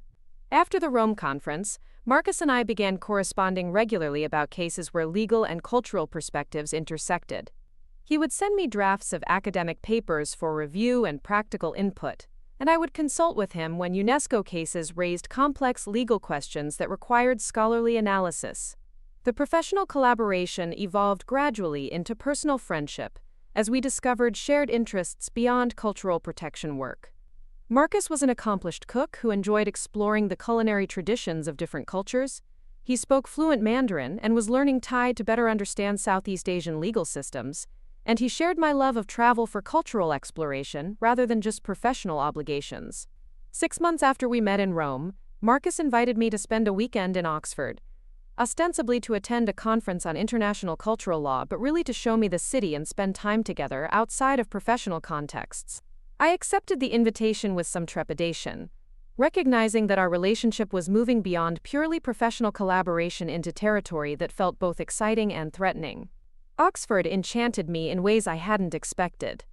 Marcus gave me tours of the university, introduced me to colleagues who were working on cultural protection issues from historical and legal perspectives, and showed me libraries and museums that housed some of the world's most important collections of cultural artifacts. But more than the city itself, I was charmed by Marcus's obvious love for his work and his institution. Watching Marcus in his academic environment, I could see how his scholarly work was connected to broader questions about justice, cultural identity, and international cooperation. His research wasn't just abstract legal analysis. It was an attempt to create frameworks that could protect cultural heritage more effectively and ensure that communities maintained connections to their historical identity. During that weekend in Oxford, Marcus and I had our first truly personal conversation about our respective backgrounds and the experiences that had shaped our approaches to cultural protection work. I told him about Uncle James's influence on my international perspective, my painful discovery of Ryan's betrayal, and my decision to rebuild my career around values that couldn't be compromised by personal relationships. Marcus shared his own story of growing up between Chinese and American cultural identities, his family's experience with discrimination during his childhood, and his academic focus on cultural property law as a way of protecting communities from having their heritage appropriated or destroyed by more powerful groups. We both understood the professional risks of allowing personal feelings to develop between colleagues who worked in the small, interconnected world of international cultural protection. But we also recognized that our shared values and complementary expertise created a foundation for relationship that felt more solid than anything either of us had experienced before. By the end of my weekend in Oxford, Marcus and I had acknowledged that our connection went beyond professional collaboration, but we agreed to proceed carefully with any personal relationship. Both of us had learned from previous experiences that mixing personal and professional commitments required careful attention to boundaries and clear communication about expectations. Our relationship developed slowly over the following months, with regular communication, occasional weekend visits, and collaborative work on cases where legal and cultural expertise intersected. Marcus proved to be everything that Ryan had not been: consistent in his values, transparent about his motivations, supportive of my professional ambitions, and genuinely interested in building partnership rather than pursuing his own agenda. But the contrast with my previous marriage also made me more cautious about commitment and more attentive to potential warning signs of incompatibility or deception. I found myself analyzing Marcus's behavior with the same careful attention I gave to authenticating disputed artifacts, looking for inconsistencies or signs that his public persona differed from his private character. Marcus seemed to understand my caution without taking it personally. He was patient with my need for emotional distance, respectful of my professional independence, and willing to let our relationship develop at whatever pace felt comfortable for me. His consistency and transparency gradually began to rebuild my capacity for trust, though the process was much slower and more deliberate than my previous experience with romantic relationships. The turning point in our relationship came during a joint project involving a complex legal dispute over Buddhist manuscripts that had been removed from a Tibetan monastery during the Chinese occupation. The case required coordination between Chinese authorities, Tibetan cultural representatives, European museums, and international legal scholars, and UNESCO had asked me to lead the cultural protection aspects while Marcus provided legal analysis and recommendations. Working together on such a sensitive and politically complicated case revealed both our professional compatibility and our shared commitment to protecting cultural heritage even when it required navigating difficult political realities. Marcus's legal expertise complemented my cultural knowledge in ways that made our joint work more effective than either of us could have achieved independently. But more importantly, the case revealed how Marcus handled pressure, ethical dilemmas, and competing political demands. When Chinese officials attempted to pressure him to modify his legal analysis to support their political position, Marcus refused politely but firmly, maintaining his scholarly integrity even when it created professional risks for his future access to Chinese academic institutions. Watching Marcus choose professional ethics over political convenience convinced me that his character was as consistent in private as it appeared in public. The values he expressed in academic writing and conference presentations weren't just intellectual positions. They were genuine principles that guided his decisions, even when following them created personal costs. As our professional collaboration on the Tibetan manuscript case continued over several months, our personal relationship deepened into something that felt both exciting and secure. Marcus proved to be emotionally supportive without being controlling, intellectually stimulating without being competitive, and genuinely committed to building partnership that enhanced both our individual work and our shared values. But even as I began to trust Marcus in ways that surprised me with their depth and naturalness, I remained aware that our relationship existed within the professional context that had brought us together. Both of us worked in fields where reputation and relationships were closely intertwined, and any serious commitment between us would have implications for our careers as well as our personal lives. The question of how to balance professional and personal commitments became more urgent when Marcus was offered a visiting fellowship at the Sorbonne that would bring him to Paris for a full academic year. The fellowship would allow him to work on research that complemented my UNESCO projects, and it would give us the opportunity to explore what our relationship might become without the complications of international distance. Marcus discussed the fellowship offer with me before accepting it, making it clear that his decision would be influenced by whether I was comfortable with him relocating to Paris. The consideration he showed for my feelings and his willingness to discuss the implications of his career decisions for our relationship demonstrated the kind of communication and mutual respect that I had never experienced with Ryan. I encouraged Marcus to accept the fellowship, both because it represented an excellent professional opportunity for him and because I was curious about what our relationship might become if we had the chance to spend regular time together without the constraints of international travel and occasional weekend visits. When Marcus arrived in Paris in September, nearly a year after we had first met in Rome, our relationship shifted into a new phase that felt both natural and carefully constructed. We maintained separate apartments and independent professional schedules, but we began spending most evenings and weekends together, combining our shared interest in cultural exploration with the growing intimacy of people who genuinely enjoyed each other's company. Paris provided an ideal setting for our developing relationship. The city offered countless opportunities for cultural exploration, from museum exhibitions to historical sites, to neighborhoods that represented different immigrant communities and their cultural traditions. Marcus and I could spend entire weekends visiting galleries, attending lectures, or simply walking through areas of the city that reflected the international diversity that had shaped both our careers. But more than the external opportunities, Paris allowed us to develop daily routines and domestic compatibility that revealed whether our relationship could survive the ordinary stresses of real life, rather than just the excitement of occasional romantic getaways. Cooking together, navigating household decisions, dealing with work stress, and managing the inevitable conflicts that arise between any two people living closely together. Marcus proved to be as thoughtful and consistent in domestic contexts as he was in professional settings. He was genuinely interested in sharing household responsibilities, he was patient during my occasional bad days or work frustrations, and he maintained clear boundaries between his own needs and expectations for our relationship. Most importantly, Marcus never attempted to use his academic credentials or professional connections to influence my UNESCO work, and he never suggested that our personal relationship should take precedence over my professional commitments. The respect he showed for my career independence convinced me that he understood the importance of maintaining individual identity within romantic partnership.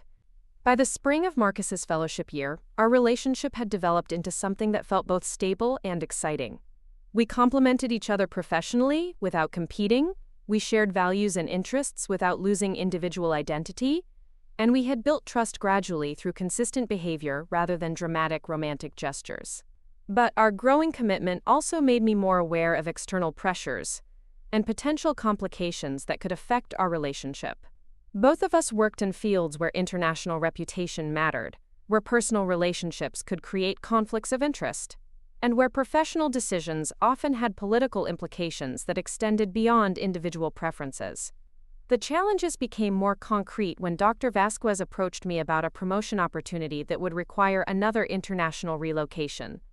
UNESCO was creating a new position in Bangkok, Director of Southeast Asian Cultural Protection, that would coordinate heritage preservation efforts throughout the region and would position me as the primary liaison between UNESCO and national governments in Thailand, Cambodia, Vietnam, and Laos. The position represented the culmination of everything I had worked toward in cultural preservation, but it would also require leaving Paris just as my relationship with Marcus was reaching a level of seriousness that suggested potential long-term commitment. Once again, I faced a choice between professional advancement and personal relationship, though this time the circumstances were very different from the conflicts I had experienced with Ryan. Marcus's response to news of the Bangkok opportunity revealed everything I needed to know about his character and his commitment to our relationship. Instead of asking me to decline the position or trying to influence my decision based on his preferences, he immediately began researching legal academic opportunities in Southeast Asia and exploring ways that his scholarship could support the kind of work I would be doing in the new role. "If this position is what you want professionally, then we'll figure out how to make it work for both of us," Marcus told me when I shared Dr. Vasquez's offer. "Your career is too important to compromise for anyone else's convenience, including mine. We'll find ways to build our relationship around the work that matters to both of us." His willingness to adapt his own plans to support my professional goals convinced me that Marcus understood partnership in ways that Ryan never had. But it also made the decision more difficult, because I knew that accepting the Bangkok position would require Marcus to make significant sacrifices in his own career trajectory. After several weeks of consideration and multiple conversations with Marcus, Uncle James, Dr. Vasquez, and Sarah Kim, I decided to accept the UNESCO position in Bangkok. The work would allow me to make a lasting impact on cultural preservation efforts throughout Southeast Asia, and Marcus had been offered a research fellowship at Chulalongkorn University that would allow him to continue his academic work while supporting UNESCO's legal initiatives. The decision felt right in ways that surprised me with their clarity and confidence. For the first time since my divorce from Ryan, I was making a major life choice based on positive opportunities rather than recovery from betrayal. Marcus and I were building something together rather than running away from previous disappointments. But as we began planning our move to Bangkok, I also understood that we were entering a phase of our relationship that would test our compatibility in new ways. Living and working in Southeast Asia would bring both of us closer to the cultural and political realities that informed our professional work. But it would also place us in environments where personal and professional relationships carried different expectations and implications. Standing in my Paris apartment on our final evening before departing for Bangkok, packing the diplomatic credentials and cultural artifacts that represented 15 years of professional development, I felt ready for whatever challenges awaited us in Thailand. Marcus and I had built trust gradually and carefully, based on shared values and consistent behavior rather than romantic idealization or a desperate need for companionship. But I also knew that Southeast Asia would test our relationship in ways that Paris never could. The region held complicated memories from my marriage to Ryan, professional challenges that would require all of my diplomatic skills, and cultural complexities that would demand new levels of collaboration between Marcus and me. The adventure felt worth the risks, because we were entering it as genuine partners, committed to supporting each other's professional goals, while building personal happiness that didn't require sacrificing individual identity or professional integrity. Whatever waited for us in Bangkok, we would face it together as equals who had chosen each other deliberately and carefully, with full knowledge of both the possibilities and the challenges that lay ahead. The first indication that our new life in Bangkok was about to be shattered came in the form of a seemingly routine phone call on a humid Thursday morning in September, 3 months after Marcus and I had settled into our respective positions with UNESCO and Chulalongkorn University. I was reviewing documentation for a proposed repatriation of Khmer ceramics when my assistant, Ploy, knocked on my office door with an expression of concern that immediately put me on alert. Kunmaya, there's a call for you from someone claiming to be from the American Embassy. They say it's urgent and relates to a criminal investigation. Should I transfer it to your office? The mention of a criminal investigation sent an immediate chill through me, though I couldn't have explained why. My work with UNESCO occasionally brought me into contact with law enforcement agencies, and my diplomatic status meant that embassy officials sometimes reached out regarding cases involving American citizens and cultural property disputes. But something about the timing and Ploy's obvious unease suggested that this wasn't a routine professional consultation. I took the call in my office, closing the door to ensure privacy for whatever sensitive information might be discussed. The voice on the other end introduced himself as Agent Thompson from the embassy's Regional Security Office, and his tone carried the kind of professional gravity that preceded serious revelations. Ms. Chen, Agent Thompson began, I'm calling to inform you of a development in an ongoing investigation that may have implications for your safety and your work in Thailand. We've received credible intelligence suggesting that Derek Walsh, who was convicted alongside your former husband in the cultural trafficking case, has been released from federal prison and may be attempting to re-establish his smuggling operations in Southeast Asia. The mention of Derek Walsh hit me like a physical blow, bringing back memories of Ryan's betrayal and the devastating discovery of his involvement in artifact trafficking. Derek had been sentenced to 5 years in federal prison for his role in organizing the smuggling network, and I had assumed that his conviction would keep him safely away from any opportunity to resume criminal activities for the foreseeable future. Agent Thompson continued with information that made my blood run cold. Walsh was apparently released after serving only 2 years of his sentence due to overcrowding and good behavior credits. More troubling, intelligence sources suggested that he had spent his time in prison planning a return to artifact trafficking with a specific focus on revenge against the people he blamed for his conviction. Ms. Chen, we have reason to believe that Walsh holds you personally responsible for the disruption of his previous operations. According to sources within the trafficking community, he's been making inquiries about your current location and your work with UNESCO. We think he may be planning to target you directly, either to interfere with your professional activities or to retaliate for your cooperation with law enforcement. The implications of Agent Thompson's warning began to sink in as he continued explaining the intelligence that had prompted his call. Derek hadn't simply returned to criminal activity. He had apparently spent months developing connections with trafficking networks throughout Southeast Asia, using his prison time to build relationships with other convicted smugglers, and to plan operations that would be more sophisticated and harder to detect than his previous activities. According to the embassy's information, Derek had recently been spotted in Cambodia and Vietnam, meeting with individuals known to be involved in looting archaeological sites and smuggling artifacts across international borders. His new operation appeared to focus specifically on Buddhist sculptures and temple artifacts, items that commanded high prices in international markets and were often inadequately protected at their original sites. But what made Derek's return to criminal activity particularly threatening was his apparent obsession with targeting the people who had contributed to his previous conviction.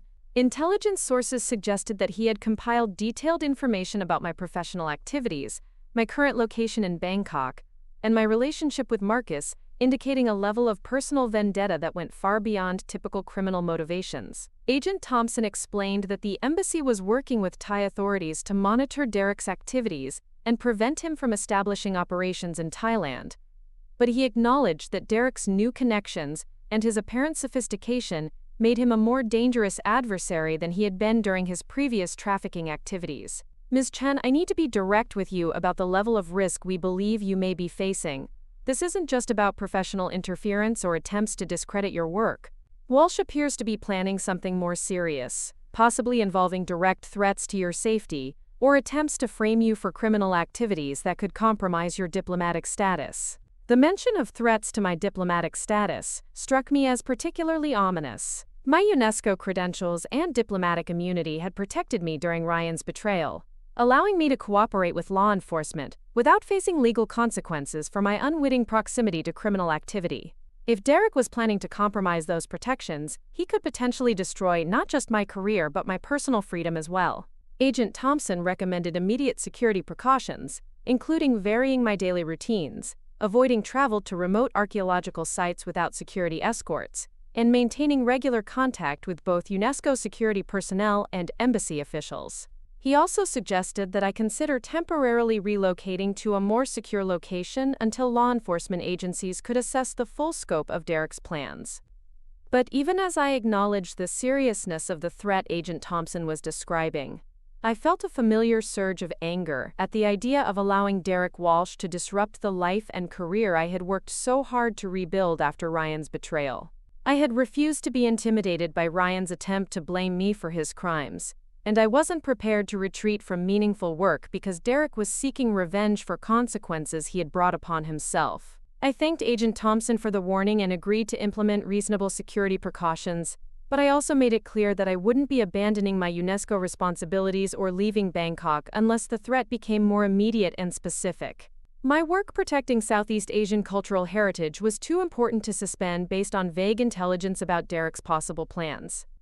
After ending the call with Agent Thompson, I sat in my office trying to process the implications of what I had learned. Derek Walsh represented everything I had come to hate about cultural trafficking. Not just the theft of irreplaceable artifacts, but the callous disregard for the communities whose heritage was being stolen, and the willingness to destroy individual lives in pursuit of illegal profits. But Derek's apparent focus on personal revenge also represented a new level of threat that I had never encountered in my professional work. Previous trafficking cases had involved criminals who were motivated primarily by financial gain and who treated cultural preservation advocates as obstacles to be avoided rather than enemies to be targeted. Derek's personal vendetta suggested a willingness to escalate beyond typical criminal activity into territory that was both more dangerous and more unpredictable. I called Marcus immediately to inform him of Agent Thompson's warning and to discuss what security precautions we should implement. Marcus's response was characteristically thoughtful and supportive, but I could hear the concern in his voice as he processed the implications of Derek's release and his apparent plans for retaliation. "Maya, this is serious enough that we need to take every possible precaution," Marcus said after I had explained Agent Thompson's call. "But I also know that you're not going to let this criminal intimidate you into abandoning work that's too important to suspend. We'll figure out how to maintain your safety while continuing the cultural protection projects that matter so much to you." Marcus suggested that we meet with UNESCO security officials to develop a comprehensive safety plan that would allow me to continue my professional responsibilities while minimizing exposure to potential threats. He also offered to modify his own research schedule to ensure that we could coordinate our activities and maintain mutual support during what was likely to be a stressful period. Over the following weeks, I implemented the security measures recommended by Agent Thompson while attempting to maintain normal professional routines. I varied my travel routes to and from the UNESCO office, avoided predictable patterns in my daily schedule, and arranged for security escorts when visiting archaeological sites or meeting with government officials in remote locations. But despite these precautions, I found myself constantly looking over my shoulder and analyzing every unexpected interaction for signs of surveillance or threat. The hypervigilance was exhausting and distracting, making it difficult to focus on the complex cultural preservation cases that required my full attention and diplomatic skills. Marcus proved to be an invaluable source of support during this period, helping me maintain perspective about the threat while adapting his own activities to provide additional security and companionship. We developed routines that allowed us to coordinate our schedules without compromising either of our professional responsibilities, and Marcus's calm rationality helped balance my tendency toward either excessive worry or defiant recklessness. 3 weeks after Agent Thompson's initial warning, the abstract threat Derek represented became terrifyingly concrete. I was returning to my apartment after a late evening meeting with officials from the Thai National Museum when I noticed a man in a dark jacket who seemed to be following me through the crowded streets of central Bangkok. At first, I tried to convince myself that I was being paranoid, seeing threats where none existed because of the stress of knowing that Derek was somewhere in Southeast Asia planning retaliation.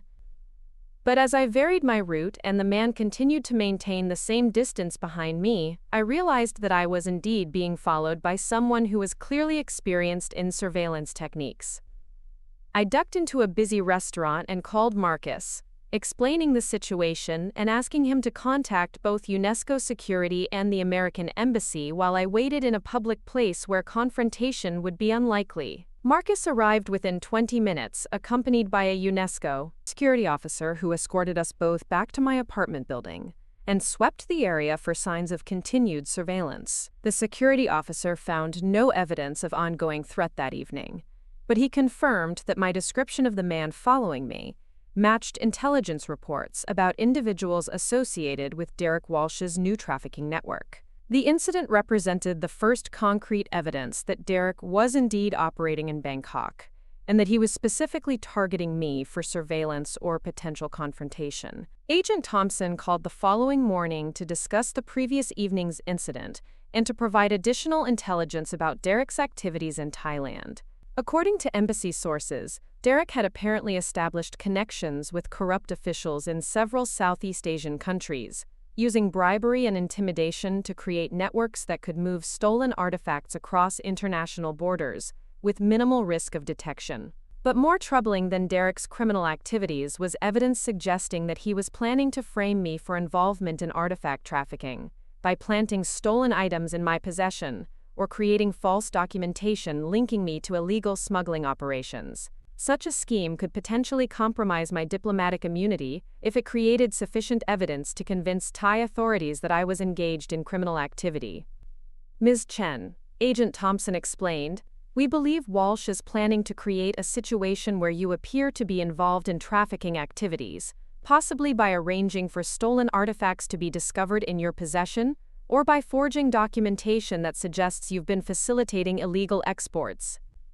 If he succeeds in creating convincing evidence, even your diplomatic status might not protect you from arrest and prosecution." The sophistication of Derek's apparent plan was both terrifying and infuriating. Instead of simply seeking violent revenge, he was attempting to destroy my career and my freedom by using the same cultural preservation system I had dedicated my life to protecting. The irony was devastating. Derek was planning to turn my own expertise and professional connections into weapons against me. Agent Thompson recommended that I consider leaving Thailand immediately, at least until law enforcement agencies could locate Derek and neutralize the threat he represented. But the suggestion felt like abandoning not just my professional responsibilities, but also the communities whose cultural heritage I was working to protect. "I have 3 major repatriation cases in progress right now," I told Agent Thompson, each involving artifacts that have been separated from their home communities for decades. If I leave Bangkok now, those projects could be delayed by months or years, and the artifacts might never be returned to where they belong. Agent Thompson understood my reluctance to abandon important work, but he also emphasized that Derek's plans represented a level of personal threat that went beyond typical professional risks. If Derek succeeded in framing me for criminal activity, the resulting legal proceedings could destroy not just my current projects, but my entire career in cultural preservation. The following day brought news that confirmed my worst fears about Derek's capabilities and intentions.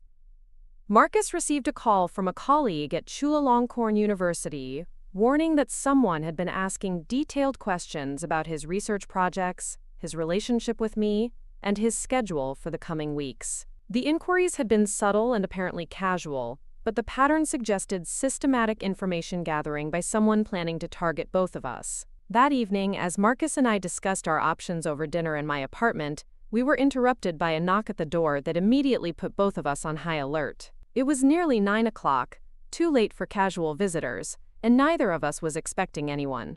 Marcus looked through the peephole and turned back to me with an expression of confusion and concern.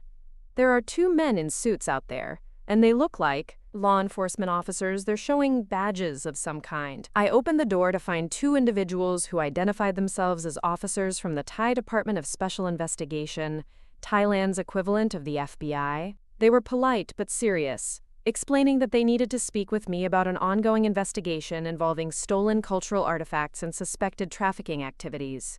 "Ms. Chen," one of the officers said in carefully accented English, We have received information suggesting that you may have knowledge of illegal artifact trafficking operations currently active in Thailand. We would like to ask you some questions about your professional activities and your contacts within the cultural preservation community.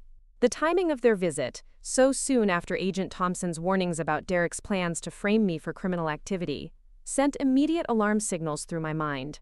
But the officers seemed legitimate, and their badges and identification appeared authentic when I examined them carefully.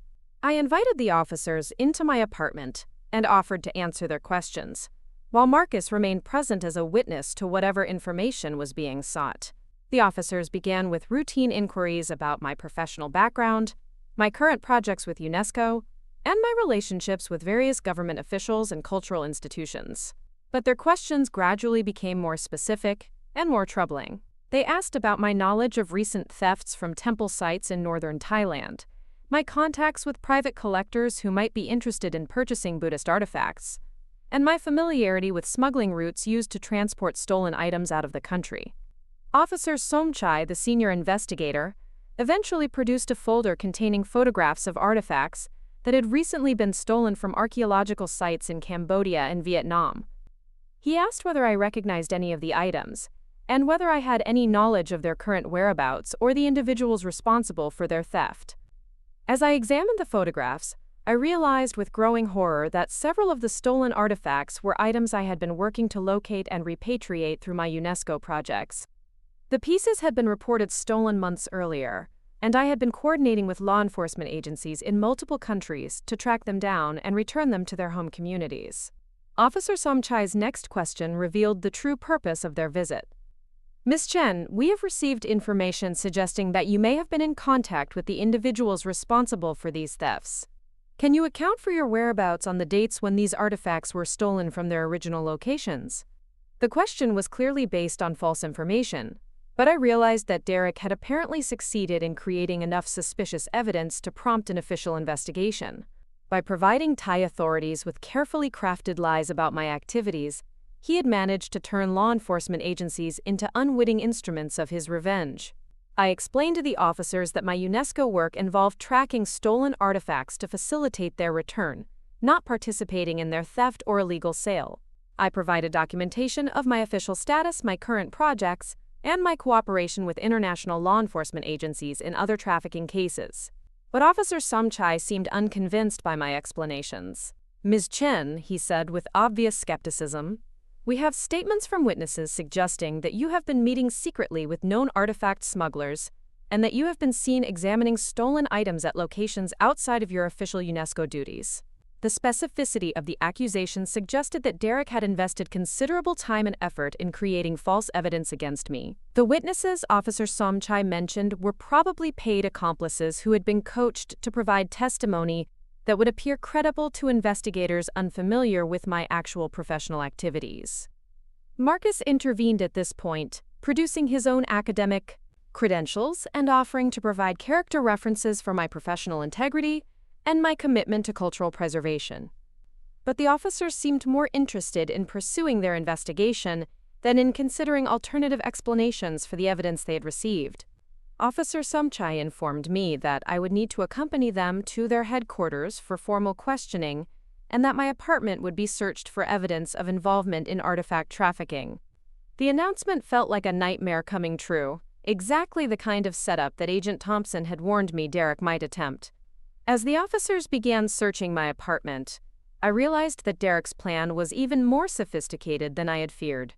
If he had planted stolen artifacts somewhere in my home, their discovery would provide seemingly irrefutable evidence of my involvement in trafficking activities. Even my diplomatic immunity might not protect me if the evidence appeared compelling enough to justify criminal charges. The search continued for over an hour, with the officers examining my professional files, my personal belongings, and every corner of the apartment where stolen artifacts might be concealed. Marcus and I watched in tense silence, both of us understanding that the next few minutes could determine whether I would be arrested or cleared of suspicion. When Officer Somchai finally announced that the search had found no evidence of stolen artifacts, I felt a moment of relief so intense that my knees nearly buckled. But my celebration was premature, because the officers weren't finished with their investigation. Ms. Chen, Officer Somchai said as his team prepared to leave, "We will need you to remain available for further questioning as our investigation continues. You should not leave Bangkok without informing our office, and you should be prepared to provide additional documentation of your professional activities when requested." The restrictions felt like a form of house arrest, limiting my ability to travel for UNESCO projects while Derek's false accusations continued to be investigated. But more troubling than the immediate constraints was the realization that Derek had succeeded in compromising my professional reputation and my standing with Thai law enforcement agencies. After the officers left, Marcus and I sat in my searched apartment, trying to process what had just occurred. Derek had managed to turn my own expertise in cultural preservation into evidence against me, using my professional knowledge and my international connections to create a plausible case for criminal involvement. The sophistication of his strategy was both impressive and terrifying. Instead of relying on crude threats or simple violence, Derek had crafted a complex scheme that exploited the very system I worked within to protect cultural heritage.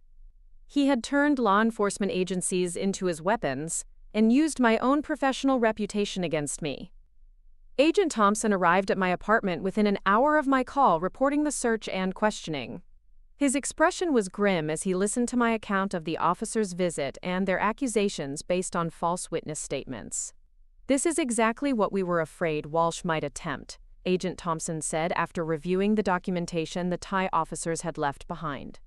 "He's created enough false evidence to prompt an official investigation, and now he can use that investigation to destroy your professional credibility, even if you're never formally charged with any crimes." Agent Thompson explained that Derek's strategy was particularly effective because it exploited the legitimate concern that law enforcement agencies had about cultural trafficking networks.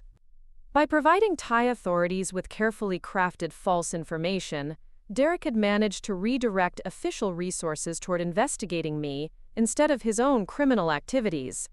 But Agent Thompson also revealed information that provided some hope for clearing my name and exposing Derek's deception.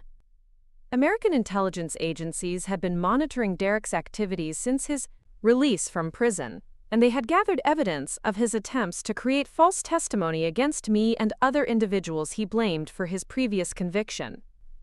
The challenge would be proving to Thai authorities that the evidence against me was fabricated, particularly since Derek had apparently paid witnesses to provide consistent testimony about my supposed involvement in trafficking activities. International law enforcement cooperation could eventually expose the deception, but the process might take weeks or months during which my professional reputation would continue to suffer.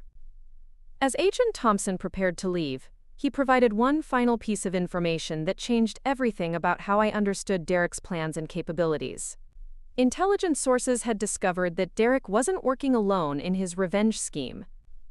He had apparently formed an alliance with other convicted smugglers who shared his hatred for cultural preservation advocates and law enforcement officials. "Miss Chen," Agent Thompson said gravely, "we believe this is bigger than just Walsh seeking personal revenge. We think he's part of a coordinated effort to discredit and neutralize cultural preservation advocates throughout Southeast Asia. You're not just dealing with one angry criminal, you're facing an organized network that sees people like you as existential threats to their operations." The revelation that Derek was part of a larger conspiracy added new dimensions to the threat I was facing. Instead of simply avoiding one vengeful individual, I was now confronting an organized criminal network with resources, connections, and motivation to destroy anyone who interfered with their trafficking activities. But Agent Thompson's information also suggested that my situation was part of a broader pattern that law enforcement agencies were beginning to recognize and address.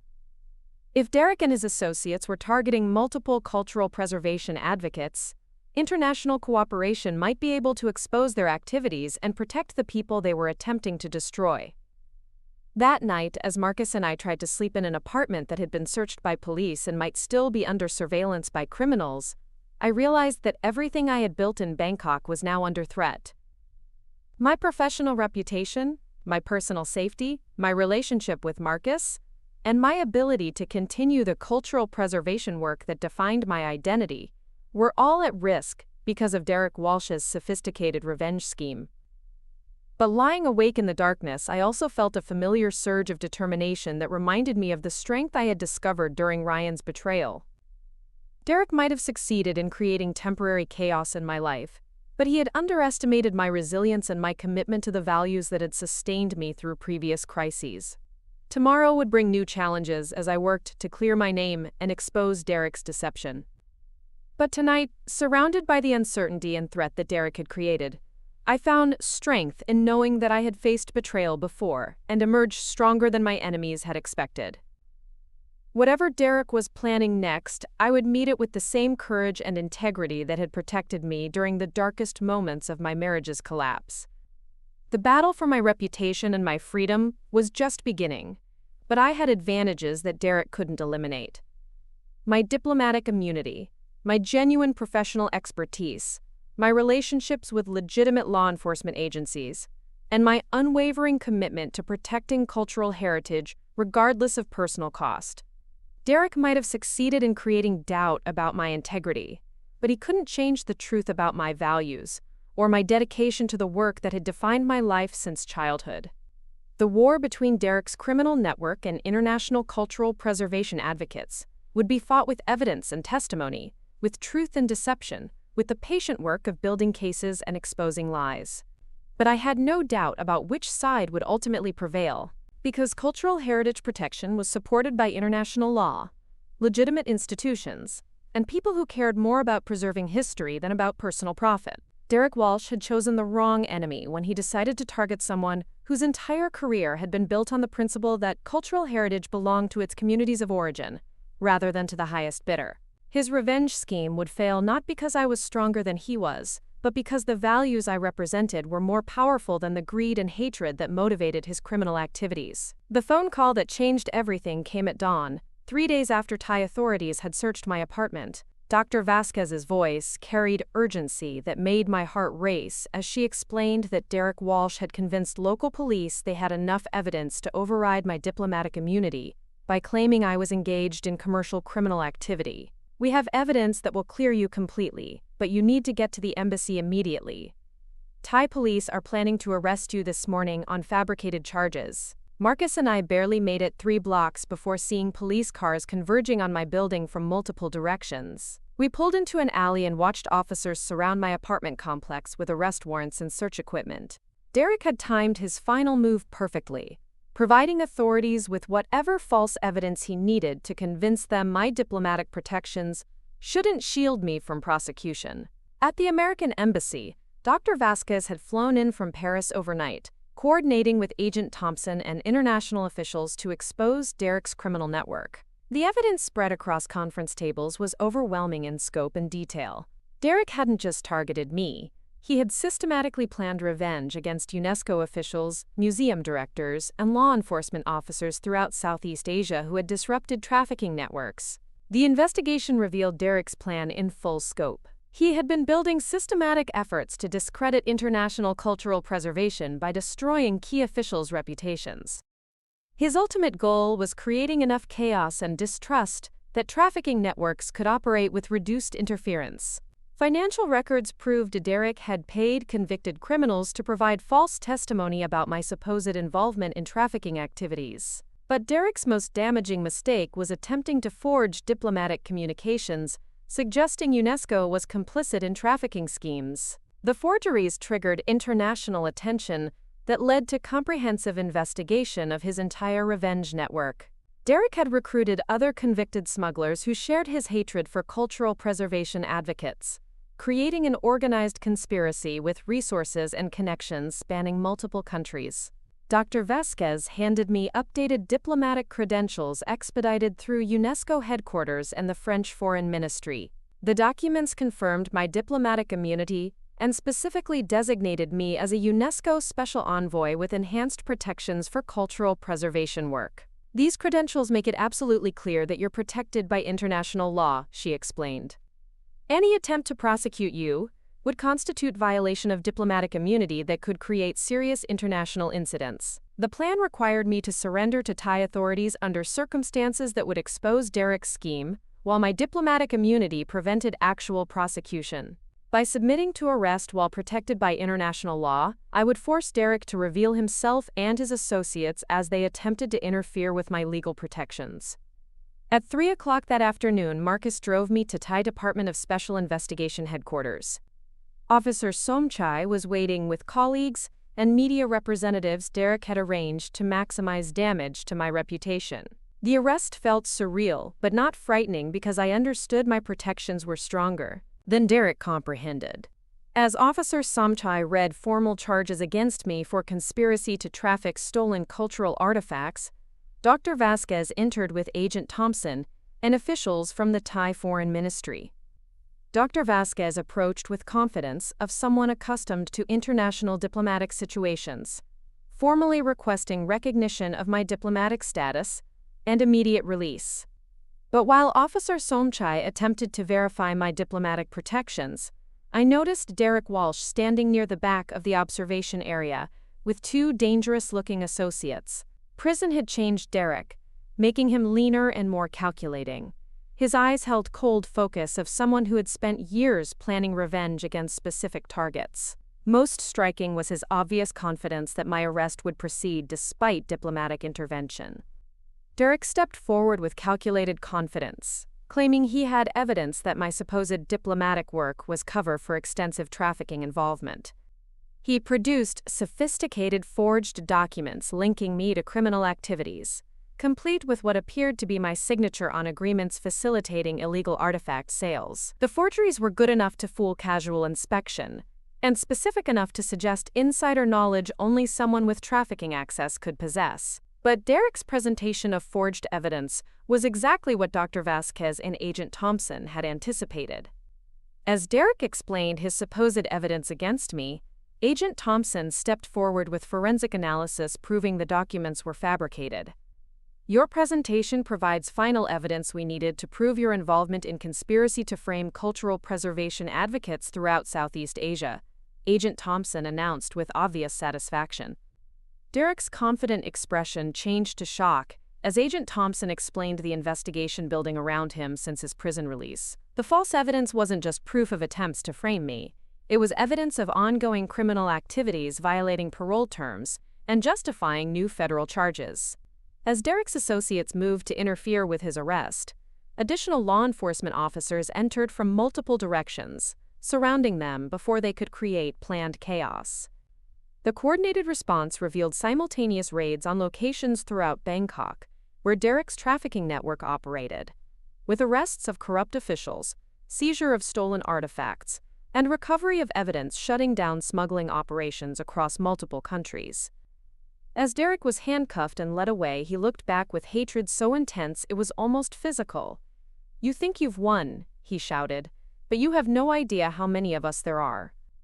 You can't stop what's coming for people like you." Dr. Vasquez approached as my handcuffs were removed and diplomatic credentials formally recognized. "What just happened represents more than clearing your name," she said with relief and pride. Derek Walsh's network was planning similar operations against cultural preservation advocates throughout the region. Exposing him has probably saved careers and lives of dozens of people who work to protect cultural heritage. The evidence recovered during Derek's arrest would lead to prosecutions disrupting trafficking networks across Southeast Asia for years. But beyond professional implications, I felt personal satisfaction that was both profound and healing. Derek had targeted me because he blamed me for consequences of his own criminal choices, just as Ryan had tried to sacrifice me to protect himself. Both men had underestimated my strength, resources, and commitment to values that couldn't be compromised. 3 months later, I stood in United Nations headquarters, taking the oath as Special Advisor for Cultural Heritage Protection. Uncle James had flown from Phoenix to attend the ceremony. Marcus was beginning a visiting fellowship at Columbia University, supporting UN legal initiatives while continuing scholarly work. As I raised my right hand and swore to protect cultural heritage for all humanity, I thought about communities throughout Southeast Asia whose stolen artifacts would be returned because Derek's network was dismantled. The young girl who learned languages in Uncle James's apartment, who promised in Bangkok Temple to protect cultural heritage. who survived husband's betrayal and emerged stronger than enemies expected, had become someone capable of protecting cultural identity globally. Derek Walsh sought revenge for consequences of his criminal choices, but his efforts created opportunities for me to expand impact beyond anything achievable without facing his threats. Both Derek and Ryan had underestimated power of authentic commitment to values larger than individual ambition. The diplomatic immunity card that protected me from Ryan's betrayal and Derek's revenge represented years of education, cultural knowledge, international experience, and personal integrity no one could take away regardless of attacks. Derek's face when that card was validated would always remind me that strongest protection against betrayal and revenge is building life around values that can't be compromised by other people's choices. Up next, you've got 2 more standout stories right on your screen. If this one hit the mark, you won't want to pass these up. Just click and check them out.